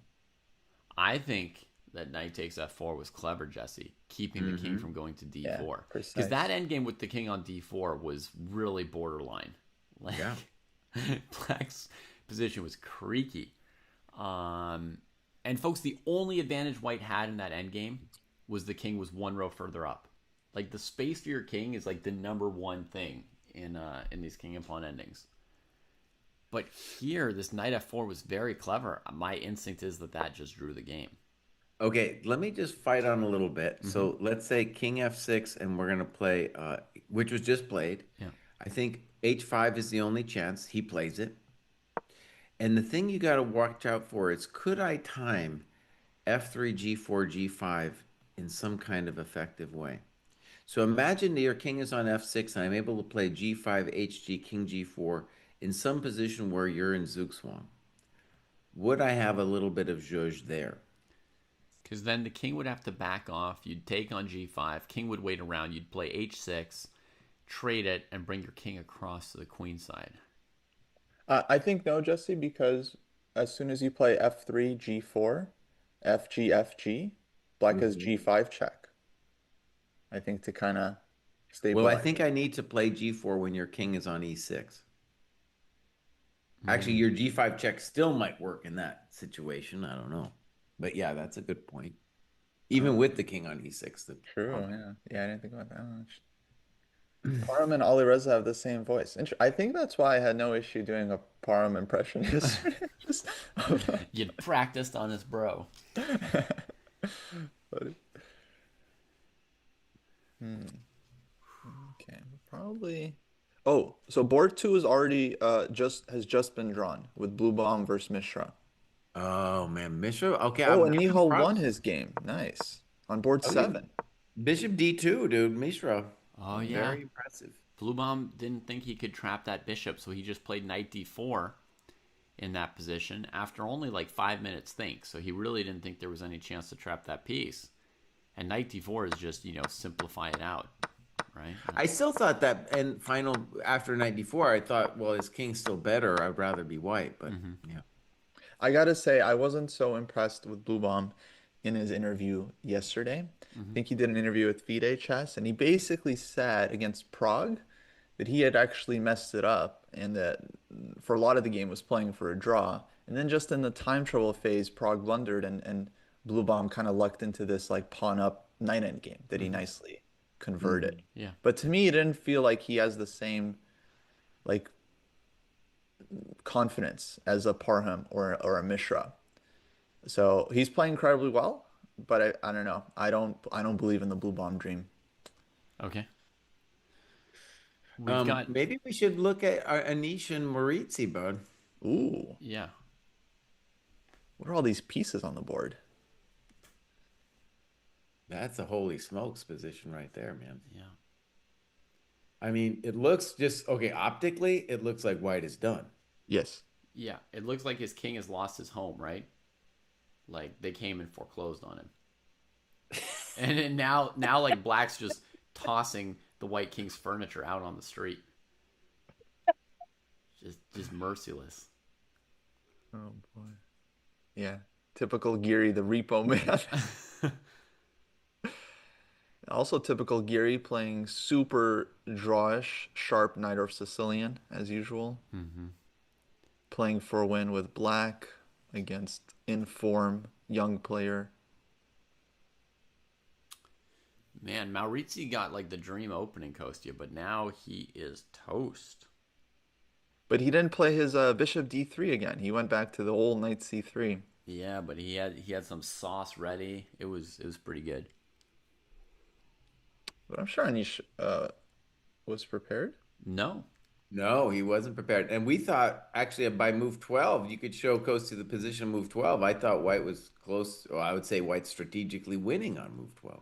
Strategically So, winning is huge, but white is very, very has got to Mm. be somewhere better here. Some amount of better. I see what happened. Okay, Maurizi played 7 bishop e3 Hmm. instead of the typical g4, Yeah. and Gary freaked out. He didn't know how to respond. Yeah.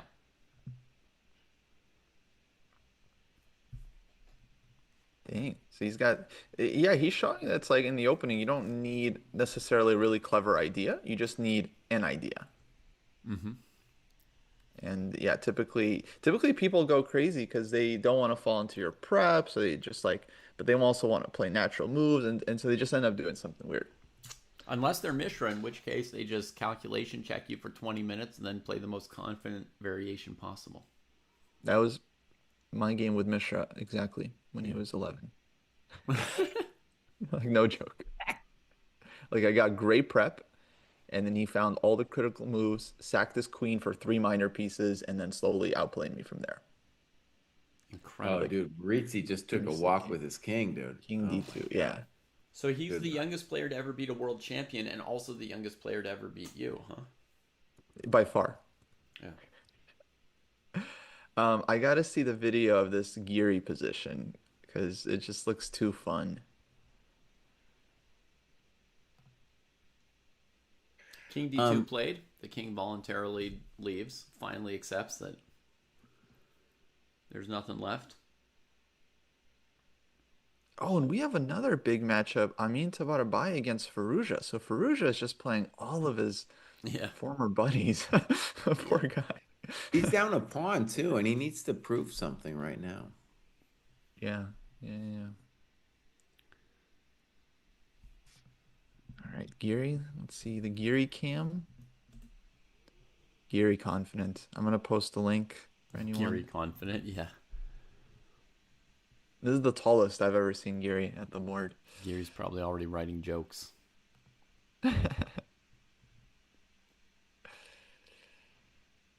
No, no, no. He's still battle nervous. He's there. He's looking for the forced win.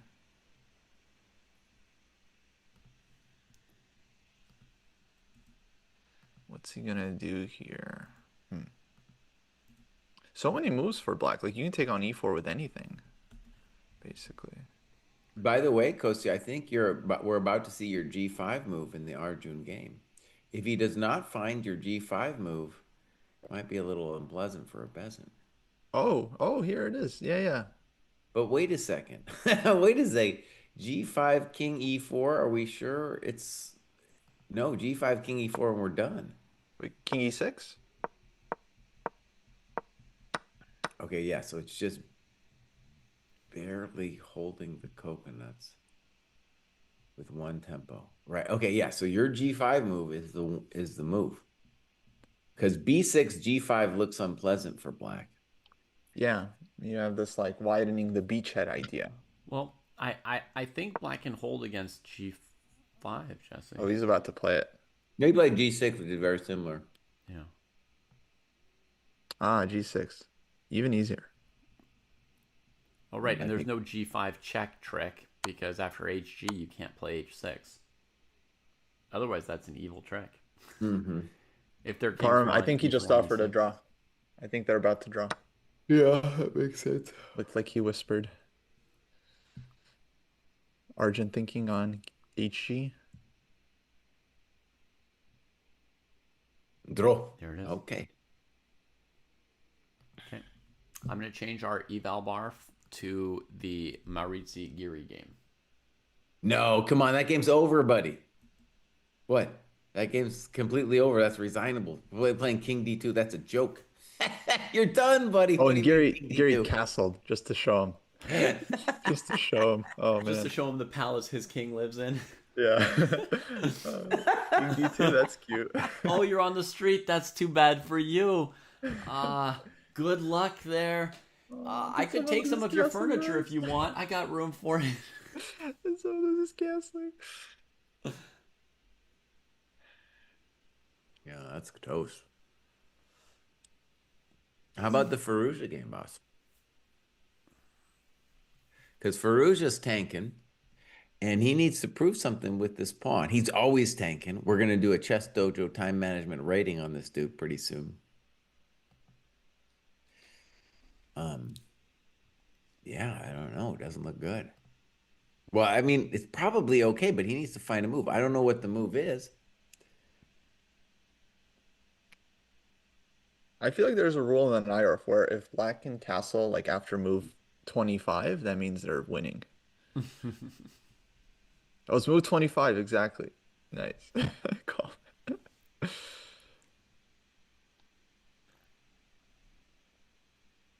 Guys, I want to bring something up. And I just want there's an arbiter here. David, you watched that video of the end of the Erdo game Yeah. against Noterbeck?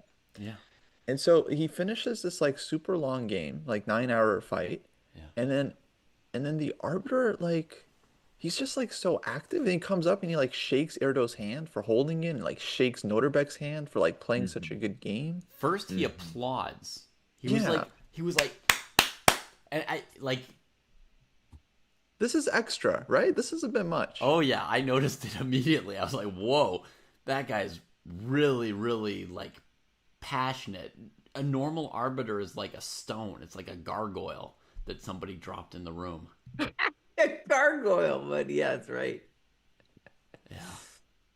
I mean, generally, I find arbiters, they do what they need to do. They're out of the way, they're quiet. Yeah. But this guy's like, he claps and then he like shakes Erdo's hand, like congratulates him on drawing with Noterbeck. Like, that doesn't seem appropriate. Yeah. Okay, he shakes Noterbeck's hand as well, like, good game, good fight. Yeah. And then I'm pretty sure this is the same guy I saw on the camera a couple days ago when someone like, I think it was like Mishra or Gukesh had just made move 40 in this time scramble. And he like goes over and he like puts his finger on their score sheet, like moves their pen out of the way to like check, did you make move 40? And he like gives them a look like, oh, I'm checking if you made. What are you doing? What is this? Uh-huh. What is this? What's going on? Yeah. He may just Just come like from a this. different culture than you, Kostya, you know? Like, it could just be like cross-cultural something or other. No, you can't do it, dude. You cannot be. You do not interact. You don't applaud anyone. Put your finger on a score sheet. Get out of here. That's Come on. weird, right? On move 40, like they just had this stressful time scramble. It's in the middle of the game. Yeah. You can check, we can check if they made move 40. Like you can check so many ways without distracting the player. Right. Yeah. I understand. I I understand. don't know. I think there's going to be a controversy with this guy before the end of the turn. I don't Before know. the end of something's going to come up, there's going to be even more than this. You know, I think Yeah. it was Jesse who told me, like, maybe the guy was just really happy that he could finally go home because they made him work like an extra 2 hours or 3 hours, those guys. Maybe he was. Maybe he was. I don't know. I don't know.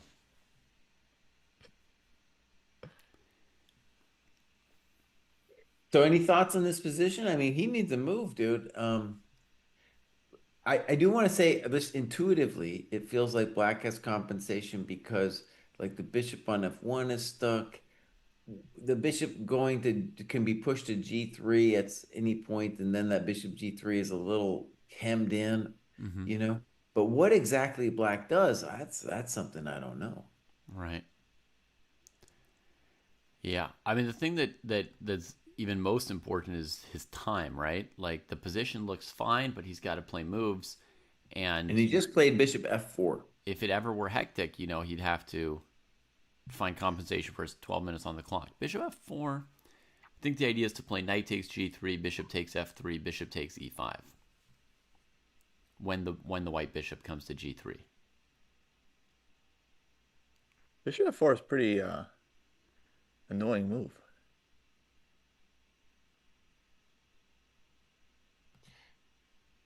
So, David, I don't know if bishop G3 is the right move, but you're saying what on bishop G3? He's prepared knight takes, H takes, bishop F3. Or even bishop takes G3 with the queen on B6. Sorry. Yeah, Oh, just there you take go. those. There you go. That's And better. and the E pawn's already dead. You'll take on F3 next move and be up a pawn. Mhm. The question is, no matter how good this is for Black, is this so good that on the next move would Firouzja play G5 to get it, ruining the light squares around his king?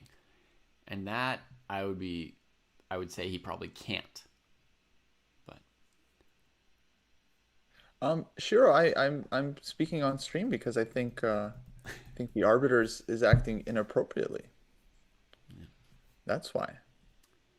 also because it's great to make an incredible prediction and then be right later on.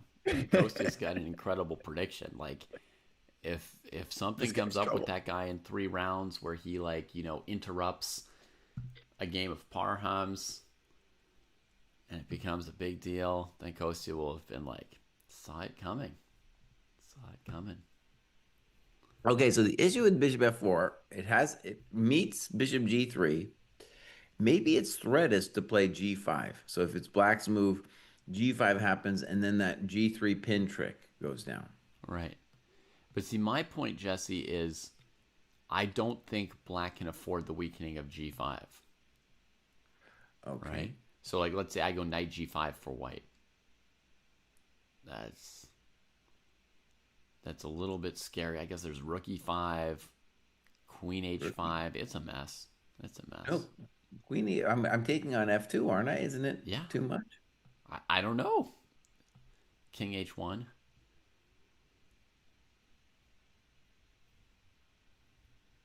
It's very messy. But maybe it could be worked out somehow. I don't know. Anyways, yeah, but okay. So that was just if white did nothing, you're saying G5 maybe is not so special. If white did nothing, then G5 wouldn't be so special.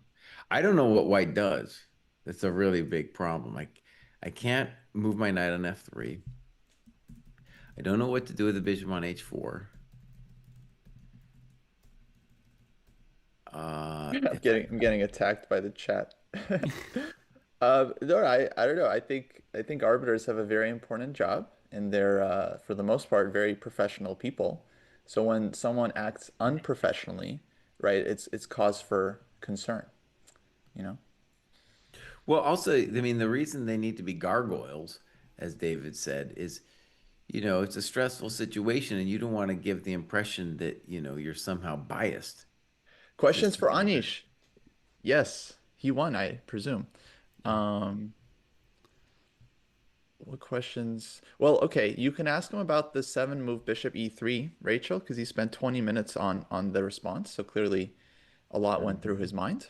Maybe you could think Mhm. about if he was, you can ask if he was surprised in the opening. Did you think he was toast after Castle's Long? Yeah, move 12 castles long. What's his evaluation there? And I don't know, maybe what does he think about the new guard? I think it's a good time to ask because he just beat Mark Andrea. So now's the perfect time to ask what he thinks of the new Yeah. new generation. Good and simple move by white, by the way. Queen D3 You forces bishop E5, knight E5, rook E5.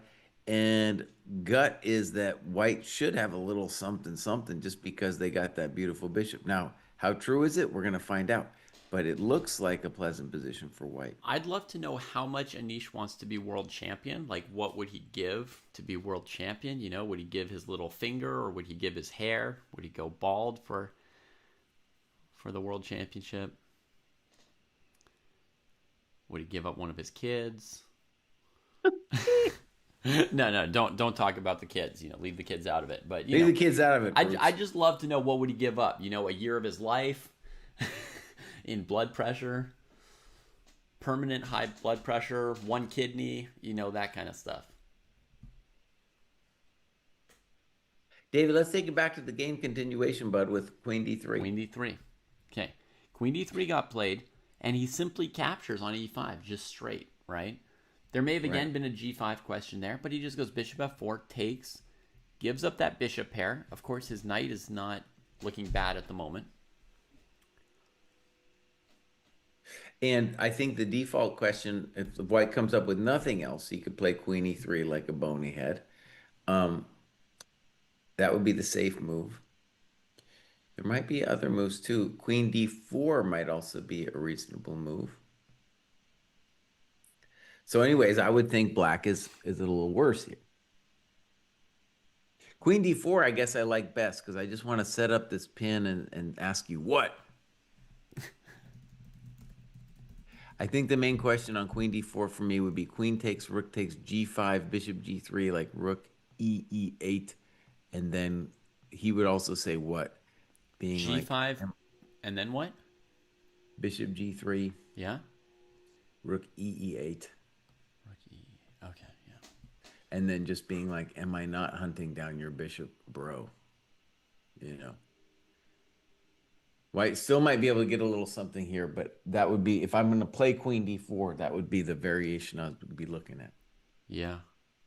Good questions here from some more good questions here from chat for Rachel if she's still around, but I think she probably had to run. But show me the speed, saying you could ask Anish if he thinks there's like a big difference between the 26 and 2700s, Hmm. right? Because that's kind of one of our big questions watching the tournament. It's a good question. And do the huge upsets surprise him, right? Like, it's kind of a close related topic. I didn't even say anything so bad. David's the one that called arbiters gargoyles. What? all I said was, in terms of being insulting, all I said was the guy is being extra. This is the word I used. Extra. Inappropriate as well. Inappropriate. Uh-huh. And I was stand by. And by the way, his first strike was not this thing after the game. His first strike was coming up to Gukesh during the game and putting his finger on Gukesh's score sheet in the middle of the round. Something I've basically almost never seen in my Yeah, but my gargoyle thing, don't get me in trouble. I mean, that wasn't like an insult or anything. It was just a way of saying, like, like stony faced. I'm just being evocative. I'm not insulting anybody. Okay. I'm done. Okay. All right. I'll say something about the race to +5, right? To some extent, sorry. To some extent, the goal here is to get to +5, right? It's not about like winning the tournament or like playing well. Like one way of seeing it is like you get to +5, you kind of get a candidate spot approximately. Parham has +4, so he's like done his job pretty well already in the first half, right? But I'm thinking like people on +1, +2, they need to be thinking about like, I gotta push, I gotta win, I gotta get some more pluses here. Gotta get some more pluses. Oh shit. Kia Hashemi says there were two different arbiters at the end of the game yesterday. One of them was clapping and the other was shaking the hands. So, okay. Both inappropriate. Both inappropriate. Jesse, how dare you? Jesse's got some codes around arbiting. Well, I've been around for a while and I've seen good arbiters and bad arbiters, and the good arbiters definitely are not letting themselves get emotionally involved. Bad arbiters are kind of like if maybe they are fans. It's okay to be a fan, but you can't be a fan while being an arbiter. No, not okay. Yeah. I think I basically just wouldn't even try to be an arbiter. And I would say the worst arbiters I've seen are those that have their personal preferences dictate what they do in the arbiting. So, for example, there's a terrible arbiter I know. Like, if you say there's a 3-move repetition, and he'll come up and he'll be like, guys, come on, I don't need to check that. It's clear this is going to be a draw anyway. I've met that guy. That guy exists. And similarly, like, I understand it if you're sitting there and being like, it was really sad for me that I had to sit here for 9 hours watching this game. I understand, but you can't be expressing the emotion that, I didn't want to be here this entire time. No bueno. The best arbiters, there's basically no stories about them, right? Because the best arbiters, like, They're you didn't gargoyles. notice them, they didn't really do anything. It seems, no stories. Anytime you've got like an arbiter story, it's going to make it seem maybe like arbiters aren't good, because if there's too much story about the arbiter, like something maybe went a little bit wrong, right? Like the best arbiter story I know is the one from the US Championship where somebody flagged, I think Reshevsky maybe, and the arbiter came, turned the clock around to look at the clock, and then forfeited Reshevsky's opponent on time. The players complained. They tried to say, you turned the clock around, like, look who was white, look who was black. And the arbiter just said, like, I never reverse decisions. I'm never wrong. Like, I forget what his name was, but he had some name for himself, like the bull, or the whatever is, never double checks a decision, and he kept that decision. And Reshevsky like won the U.S. Championship off of that. No. Yes. Reshevsky's such a dirty little dude too, man. You listen to Fed tell the story. I know. Look it up. Reshevsky didn't correct the arbiter or anything, right? Like he was like, well, I don't know, whatever the arbiter wants to say, like rules are rules, like Wow, that is wild. Yeah, I've heard some insane stories about Reshevsky. Like on Facebook, I remember there was some thread of like a bunch of US players just posting their Reshevsky stories. Oh man. The arbiter who got mad about Ali Reza's shoes squeaking was pretty good too, but turning the clock around, that's like I'm yet to replace that as my best Ah, arbiter story. okay. That was a good arbiter. That guy who got Ferrugia in trouble because like he was put in a very tough spot, like because Fabiano or someone was complaining right about the noise, one of the players, so he Uh-huh. has to do something. Then Ferrugia gets upset, then he gets involved in this whole media controversy, and the way he handled it, I thought was very good. He's just look, I'm just the arbiter. I'm just trying to like help everyone out. I don't have a Twitter account, like I don't care about the, Oh the wait, drama. David, we got an alert here. Yeah. We got an alert, buddy. It's on like Donkey Kong with Theodoro Gukesh, and I can't tell who's better. It might be black, dude. Ooh, Okay. that looks fun. We could have a That look. that just my basic chess vision looking at that position. I'm seeing those pawns running. I'm terrified for black. Someone But I said want to say, earlier I that Prague remember. might be in trouble too. It's not a guaranteed thing for Gukesh or Prague to strike back with white, and whew, they're deep in the rook endgame here. Oh, dude, this is not. I don't know. You got to believe in black. Like, who knows exactly what's going on, but you got to believe in black here. Oh yeah, The simple move C4, and it's like, buddy, I'm running those puppies. yeah. My These are puppies are the running. these are the self-propelled pawns. Self-propelled. No, no, no, There's very like no dangerous. stopping them. Very, very dangerous. Dude, Theodoro could take down Gukesh. Oh no. Mm-hmm. Yeah. Go Nico. I feel bad for Guki though. Guki could castle short, dude. Happy, happy for Nico. I know recently, guys, one of the top players, maybe it was Fabi, someone mentioned that like they were talking about arbiters often being fans and that getting in the way of their duties. And like how they're like just, it's Yeah. not good. Not But good. but but you got to understand, like, who's willing to do the arbiter's work, right? Like, it's such a brutal job. Oh, thankless You know, task, by the way. thankless Absolutely task, thankless. no Yeah. thanks, probably really a pittance as far as pay, like long hours, right? And so who's going to do it other than maybe like a super fan? So so basically you're getting like super fans doing thankless work and then asking them not to be super fans. I mean, it's like I don't know that Actually, no, there's any winning in this I'm doing a discussion. complete 180. Actually, it's arbiters should be allowed to clap after the game and congratulate their favorite players. Totally fine. Really? You just changed your mind?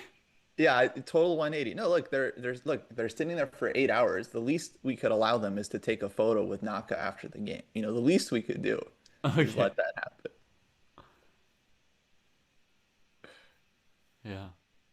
Yes, Quantum is really angry at us for Very, very talking about the arbiters. We're just talking about what's a good arbiter and a bad arbiter, boss. Quantum is like a really passionate chess fan. Like that arbiter. Quantum is just maybe a little bit extra, but they love chess, and on other days Quantum loves us too. on other Quantum days. loves Chess 960. Quantum loves the real lovers of chess themselves. Every now and then Quantum gets really angry about something because they care a lot. And I know I once got on Quantum's bad side, or Ooh. Shirogorov as I usually call them, when we did our episode on the top 10 American players of all time. And I Spicy. voted along with Jesse, and maybe we were unanimous, but we said that Kamsky's chess development came from the USSR, not the US, or like too much of it came from the USSR, and we didn't put him in the top 10 American players of all time. And he told me that like Anish to Maritzi today, I had made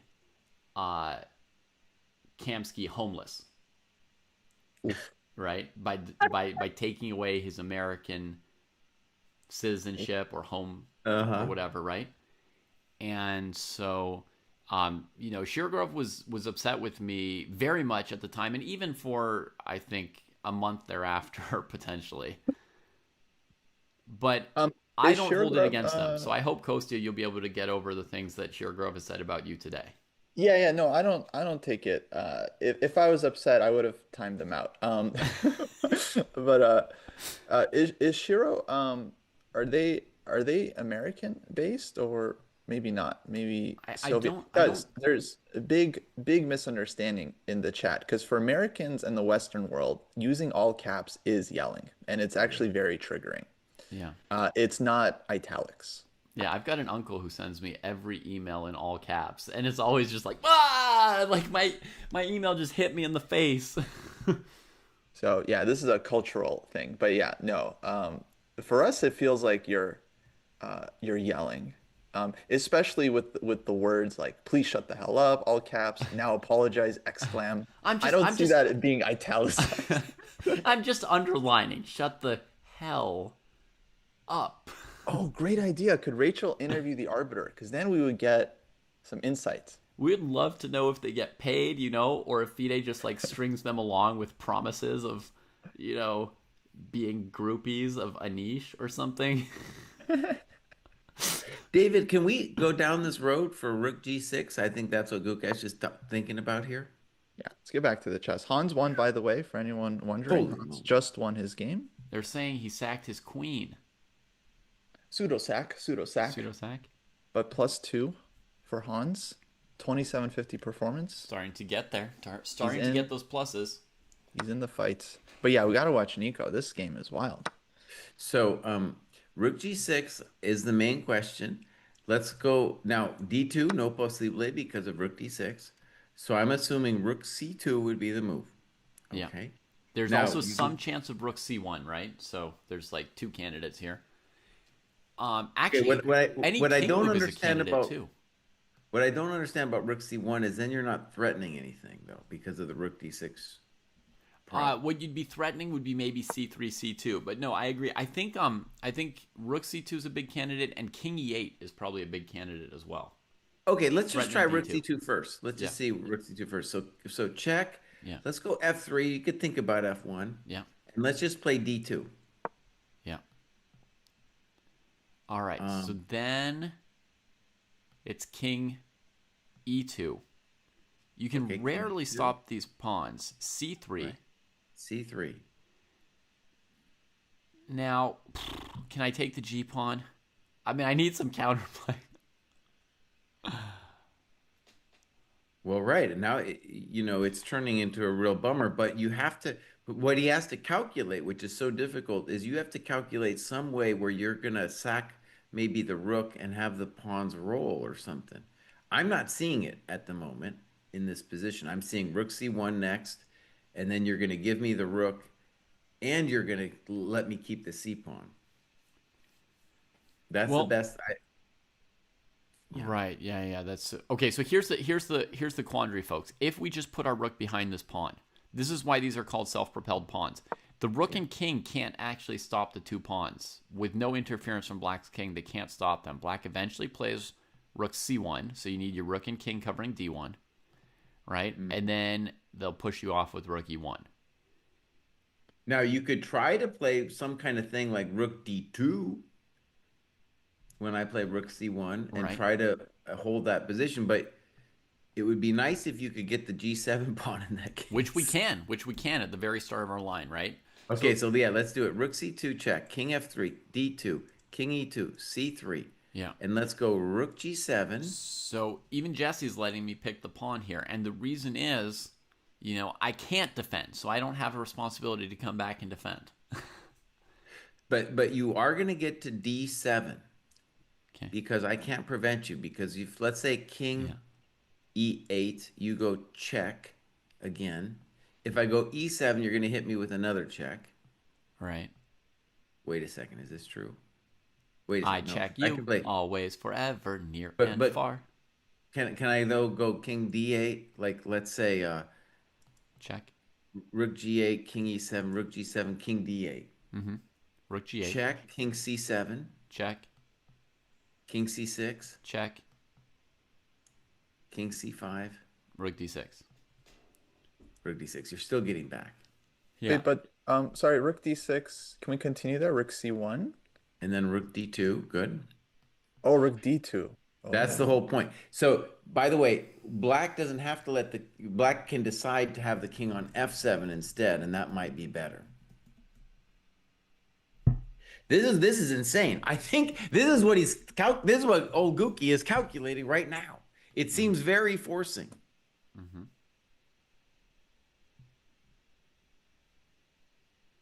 Whew. And so the question is this force? Is there some other trick that black could have? And what's the eval with the rook just spitting around all those pawns? Mm-hmm. I mean, it looks winning for black in this particular position after rook h1.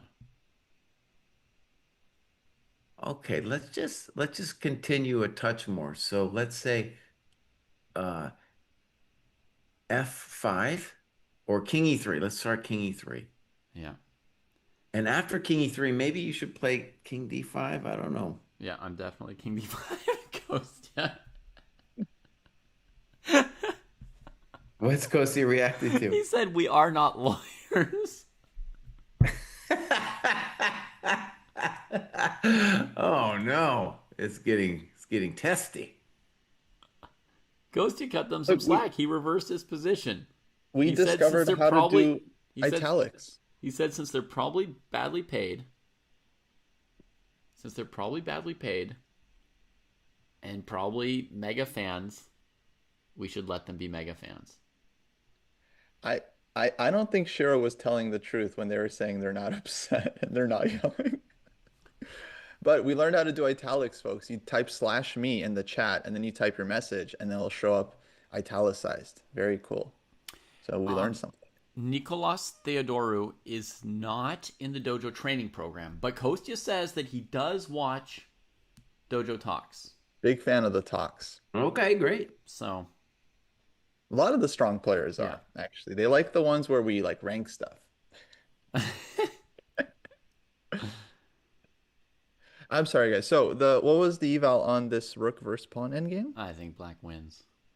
Black wins. We Wow. think, but it's very tricky. So, and this is what Guka is just trying. By the way, let's go to the game position, David, and just ask ourselves, besides rook g6, is there any move that comes to mind besides rook g6? Or is Gukesh just doing his typical thing where he's going to try to calculate it to the end?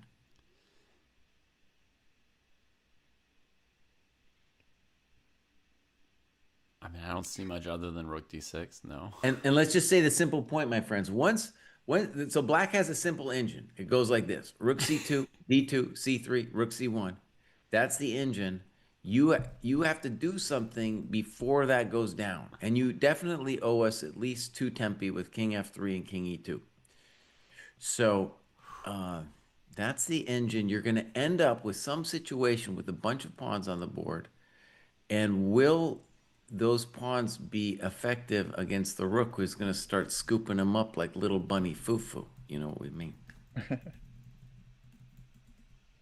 All right, David, let's fight it out, bud. Let's go. Rook g6, check to the miserable king. Yeah. King f3, d2. I'll admit I've got like nothing to add to the previous variation, unfortunately, but let's see. Okay, king e2, c3. Then we have rook g7. I want to try putting the king on f7. It just makes more sense to me. So king e8, rook g8, king f7, rook d1, d8, excuse me, rook c1, and then I think rook d2 is forced. Pawn takes, rook takes. And now let's pause for a moment. But the other one we lost with the black king on d5. This one we're also going to lose with the black king on e6. Well, I wanted to put the black king on f7 because it seemed more natural because I can catch these pawns more But this easily. one's a little bit less dead because white can get to the 5th rank with the pawns. That black king on d5 was murder. It was really murder. Okay. Let me just suggest a variation though here. Instead of rook h1, how about rook g1?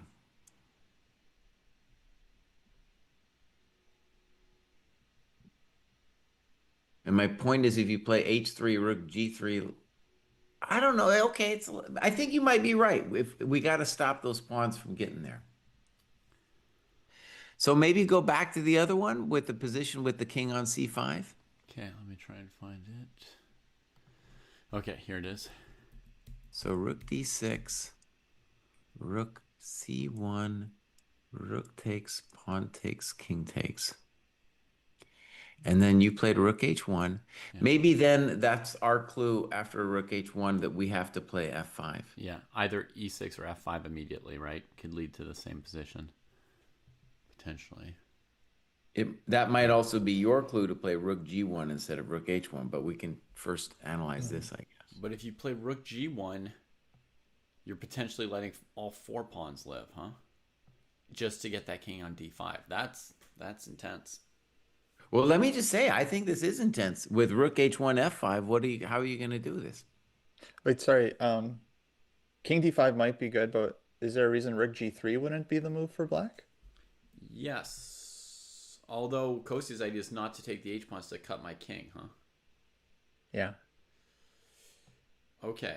Well, Maybe the it's first thing I'm slow. going to do is I think I'm going to play F5 to get my E pawn a little bit closer.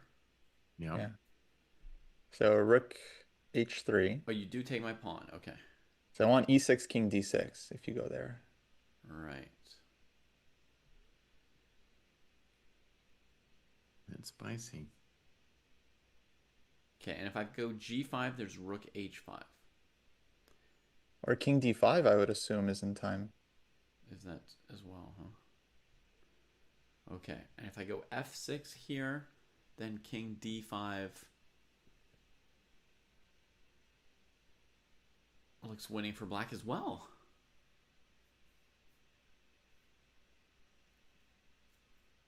Rook is strong.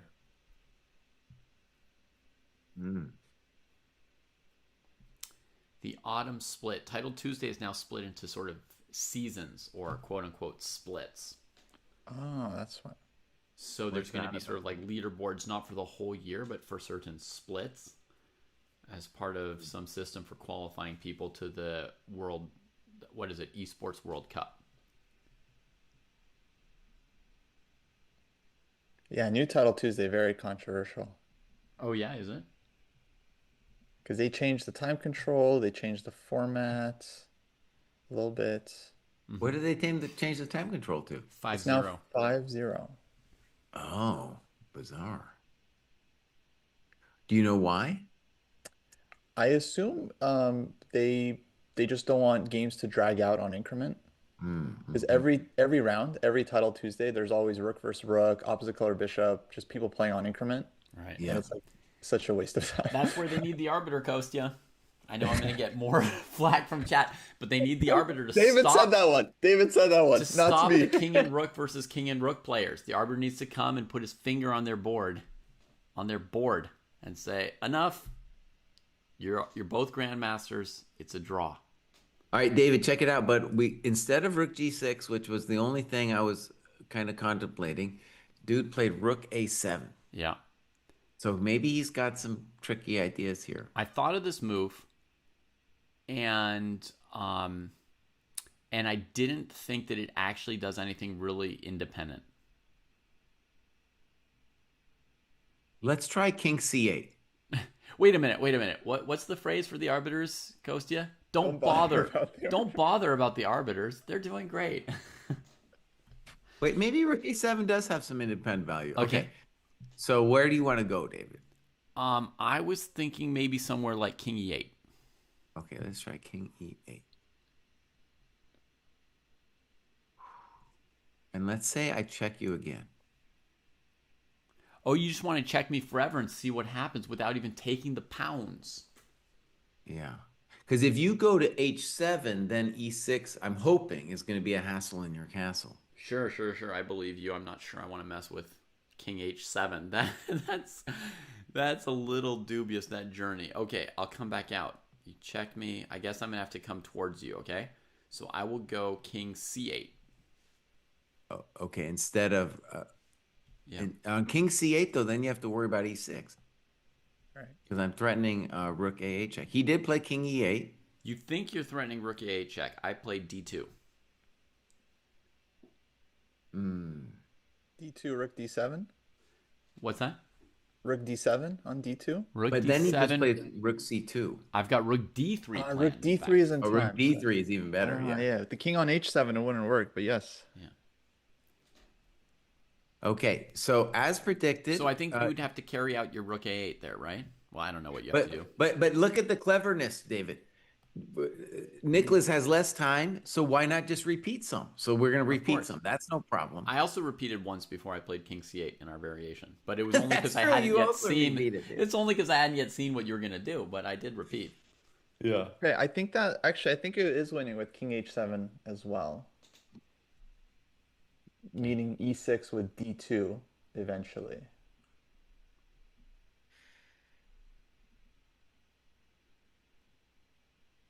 Miles thinks that Mishra could win the world championship here. I don't see any way for White to stay in the game in my variation, by the way. Like, Well, we hopefully Theodoro doesn't take the draw just because he's intimidated against the man. King e7 looks like they're going to go for a draw, buddy. Oh no, Nico, come on.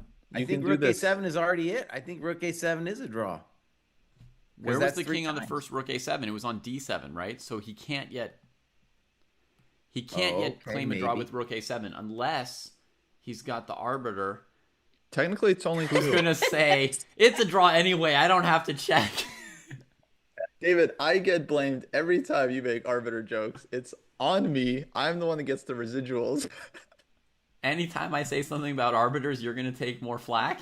I get the blame. I started it. It's a free roll for me then, right? I get to laugh and you you get to take Unbelievable. shots. Unbelievable. Goes to I took so many shots yesterday from like the rabid horde of wannabe Auschwitz guards who like want to defend their actions in advance just in case they get a shot at Auschwitz one day. I didn't. So today's your see day. that. Wait, were people coming into the chat? No, not in chat, just in the YouTube comments. Oh, okay. I thought people were coming into people. Someone came into my chat to yell at you. Yeah. It's like, tell David that not everyone Tell David supports you're not allowed to use the word Auschwitz. You can use other words, but that word.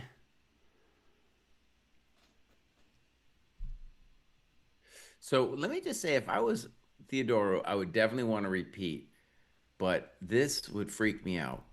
Okay, so rook a7, and now we're going to see the moment of truth.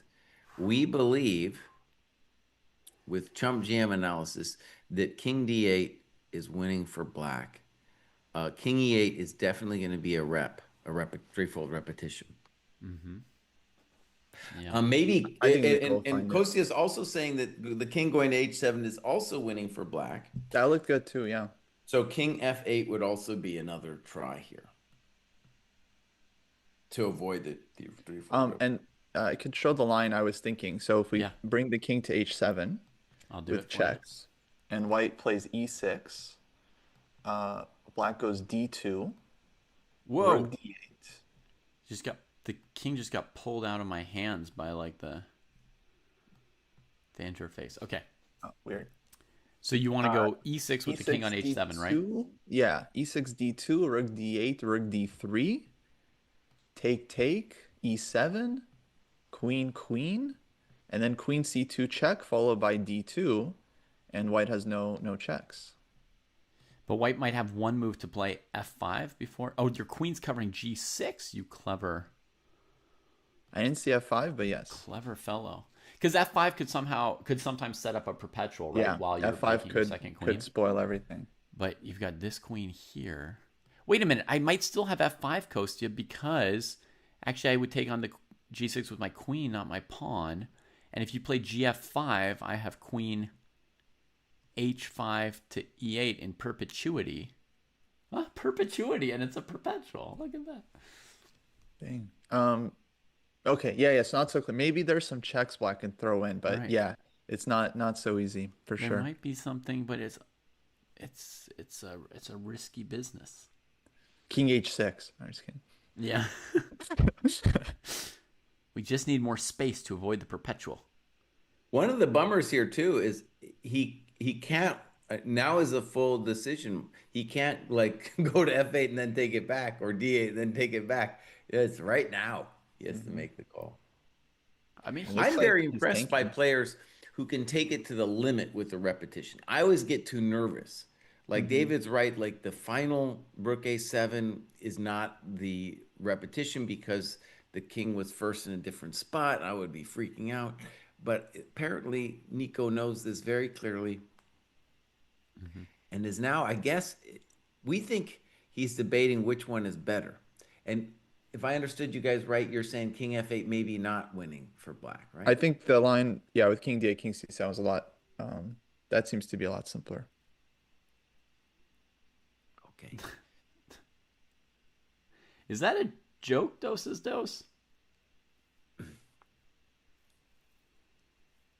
Is there Queen G4 check instead of Queen C2 at the end of Kostia's King H7 concept? Let's see. D1 Queen, E8 Queen, Queen G4 check.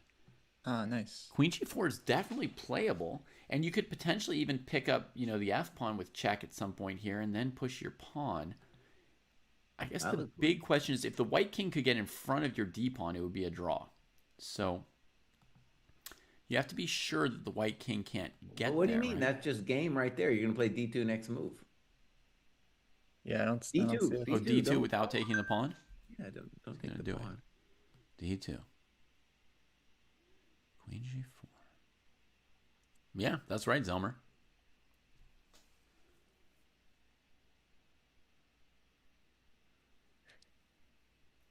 Yes, go after Dosey Dose. Yes.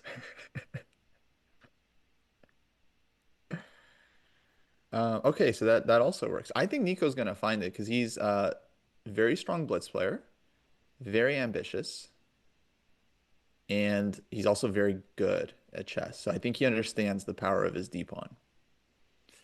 This guy's also impressed me a lot in the sense that he was a grown man. Like we were talking about, how you needed to be 2,700 by an early age to be a world championship contender. And this guy, was a couple years ago was like when I first met him, when he moved to St. Louis, he was going to one of those St. Louis schools. He's around 2,400 something, you know, And he was an IM. Yeah. and he was an IM. Yeah, and it took him a while to make gym, and then he's just made steady progress for the last couple of years, and that's very impressive. Yeah. No, super impressive. Like he had this like fantastic Olympiad as well. I think he like beat Levon there. He's one of the few people to beat Arjun Erigaisi when Erigaisi was winning like 100 opens in a row. Right. And he played like, incredible model game against him. Just wrecked him. He's also very, very well prepared. He beat Rajabov in something like 16 moves, like a year or two ago, like in a classical game. It might have been 15 moves. It was like very, very short.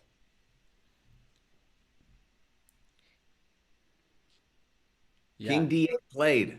Welcome to the dojo. Let's Is go, that- Nico. Why do you say welcome to the dojo? Is that he avoided the repetition on E8? Well, I also think D8 was the right call. Well, now I'm not so sure actually, because I think both lines look convincing. That Queen G4 was a clear win, right? That Zelmer came up with Queen G4 D2. Okay, I just was like this was my original line. This was my original line. I was like, I don't see it quite how he makes it. Yeah.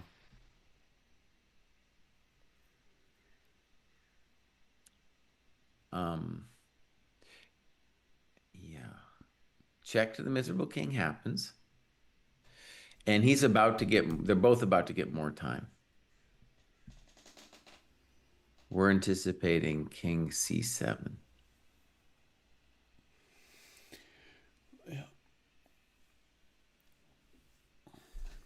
He could also go to D7 one more time, Jesse, because he Oh, started God, on don't D7, visited E7 twice, hasn't visited D7 twice yet. I know you're nervous.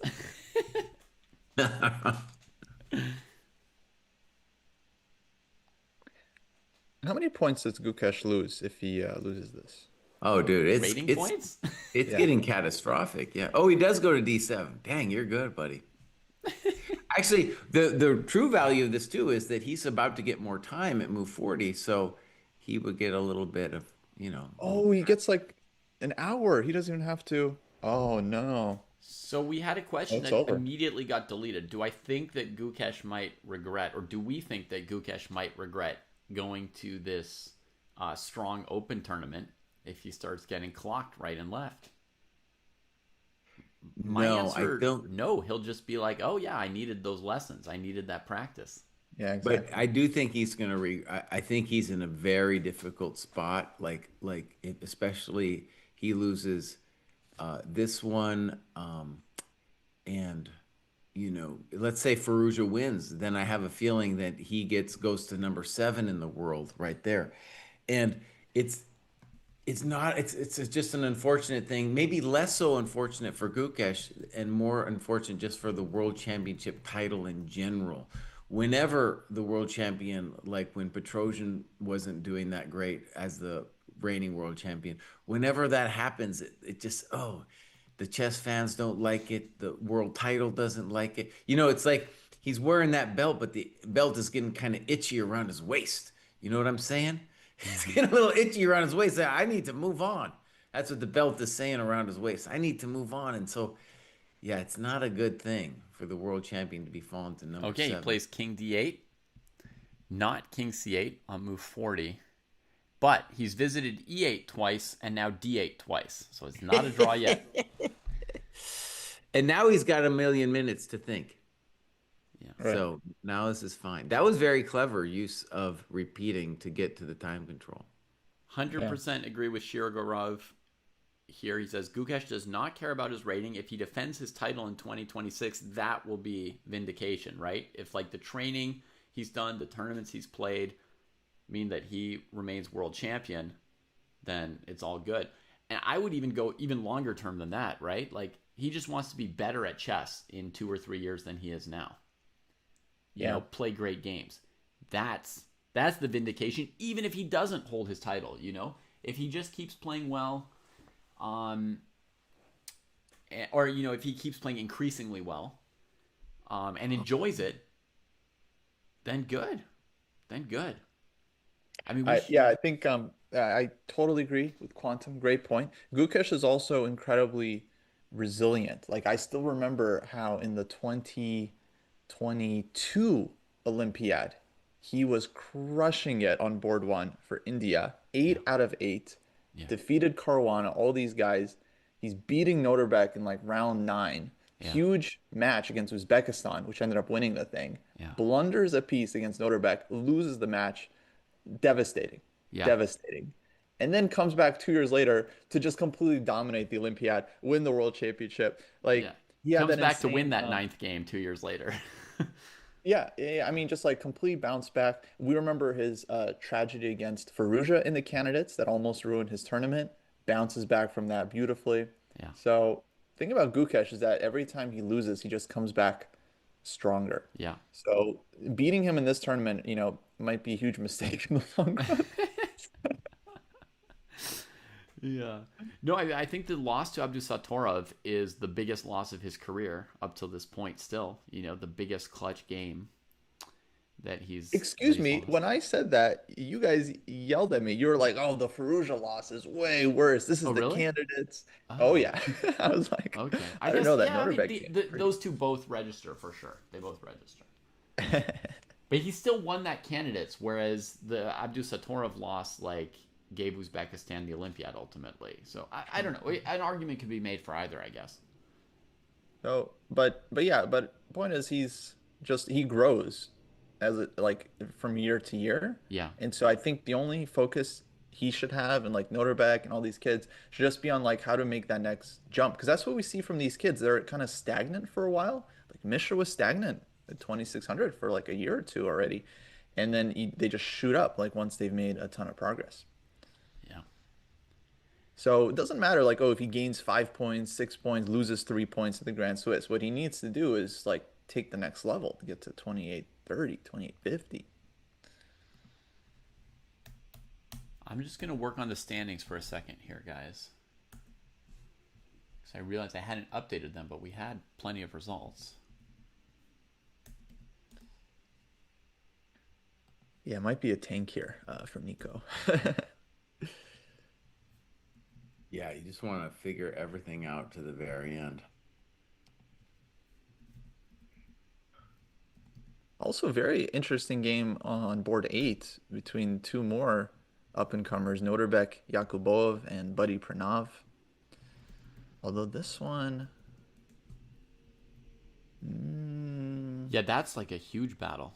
I think I had it open somewhere. Yakuboyev and Pranav. yeah. Whoa, another Go to king. the live positions, move 33, so they're in time trouble. Oh, okay. But it's looking good for white.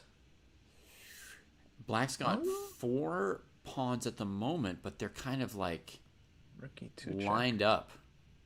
Unclear who's better and why, dude. Yeah, I unclear. think White's really low on I pawns. think white goes king d2 here Uh-huh. and is better. And is better. Maybe not king But g2. like king g5, we're King gonna take G5. some coconuts. Okay, but king g5, I at least have rook d5 check, so I'm not worse as white. True. Okay, that might be fair. Rook Yeah. d5. He can't be King worse, D6. Jesse. He can't be worse. But I don't know if I definitely said winning too soon. It's Oh, by the tricky. way, for the Sensei eval, I put mine on the Gukesh game. Gukesh game? Okay. I figured we were looking at that, so Yeah, I gave him yeah. the -2 there. I should Yeah. put mine over there too. So I'll do it I'm too. gonna just say -2. Yeah. This game, Yakubayev played king d3, very similar to king d2. Um, And the lame-o rook c8 should be considered. letting white go king e4, I mean, king f4. it's very complicated, but the idea would be rook c8, let's say king e4, a5, king f4, maybe a4, something like that. Just to Using hold those on to the ones. coconuts until we've increased the kinetic energy. Yep. I got you right. I think potentially white could be a little bit better in that position, though. Could be. With the white king coming up, like all the white pieces are pretty well placed at that Mhm. point to me. Yeah, like 95. Yeah, it looks pretty nasty. But we had a different move. Pranav played a move, not king g5, not rook c8, rook e6. Might be very clever.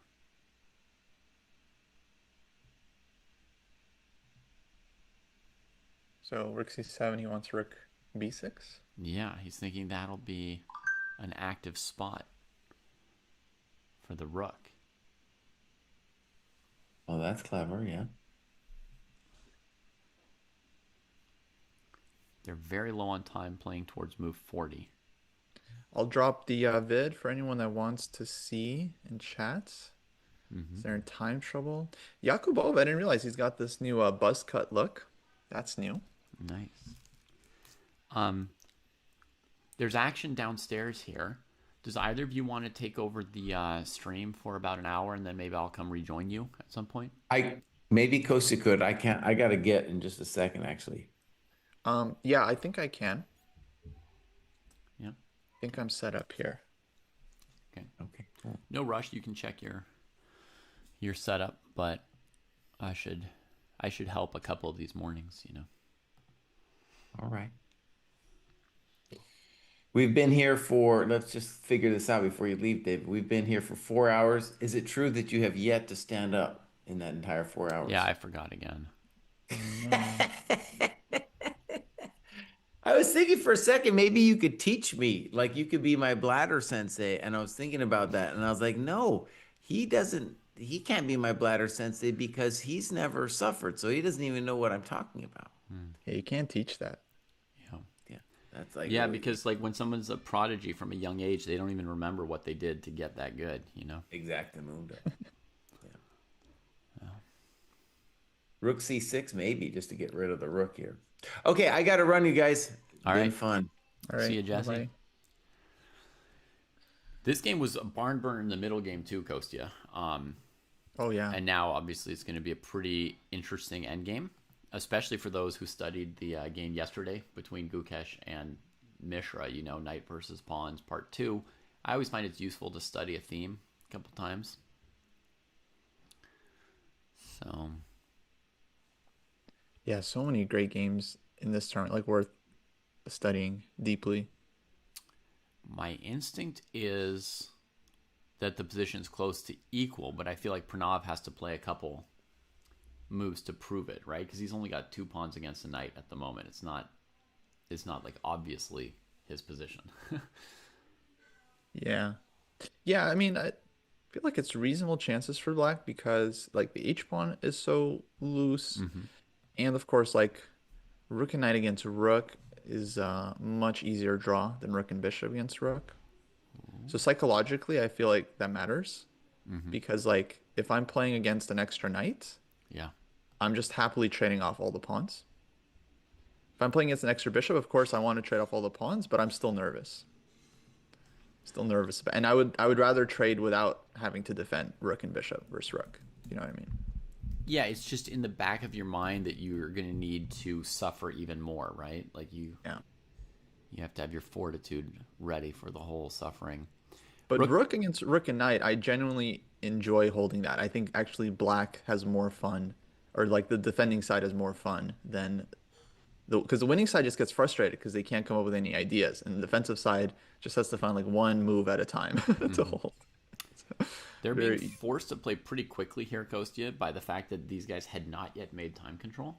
oh yeah. So Yakubayev playing every move on the increment, and they're playing a couple, I don't know, some controversial moves, but they only have so much time. Rook b5 looked clever because I thought king g5 looked bad after rook check, king f6, and then knight e5, going after the g pawn and knight d7, and the rook's pretty good on the 5th rank. Mm-hmm. So instead, he took the 5th rank. And I don't know what knight h8 was about. It was a surprise move to me, but there you go. Move 40 is made by Yakubayev. Nice. Okay, wait, so let's see here. I'm more or less ready to go. Excellent. All right, shout out to Cam to Play. Thanks for rating us. What's going to happen, folks, in a second is I'm going to stop the stream that's coming off my laptop, but our dojo coverage will continue because then Kostya will start it on his. Folks on Twitch, all you will need to do is refresh the Twitch once.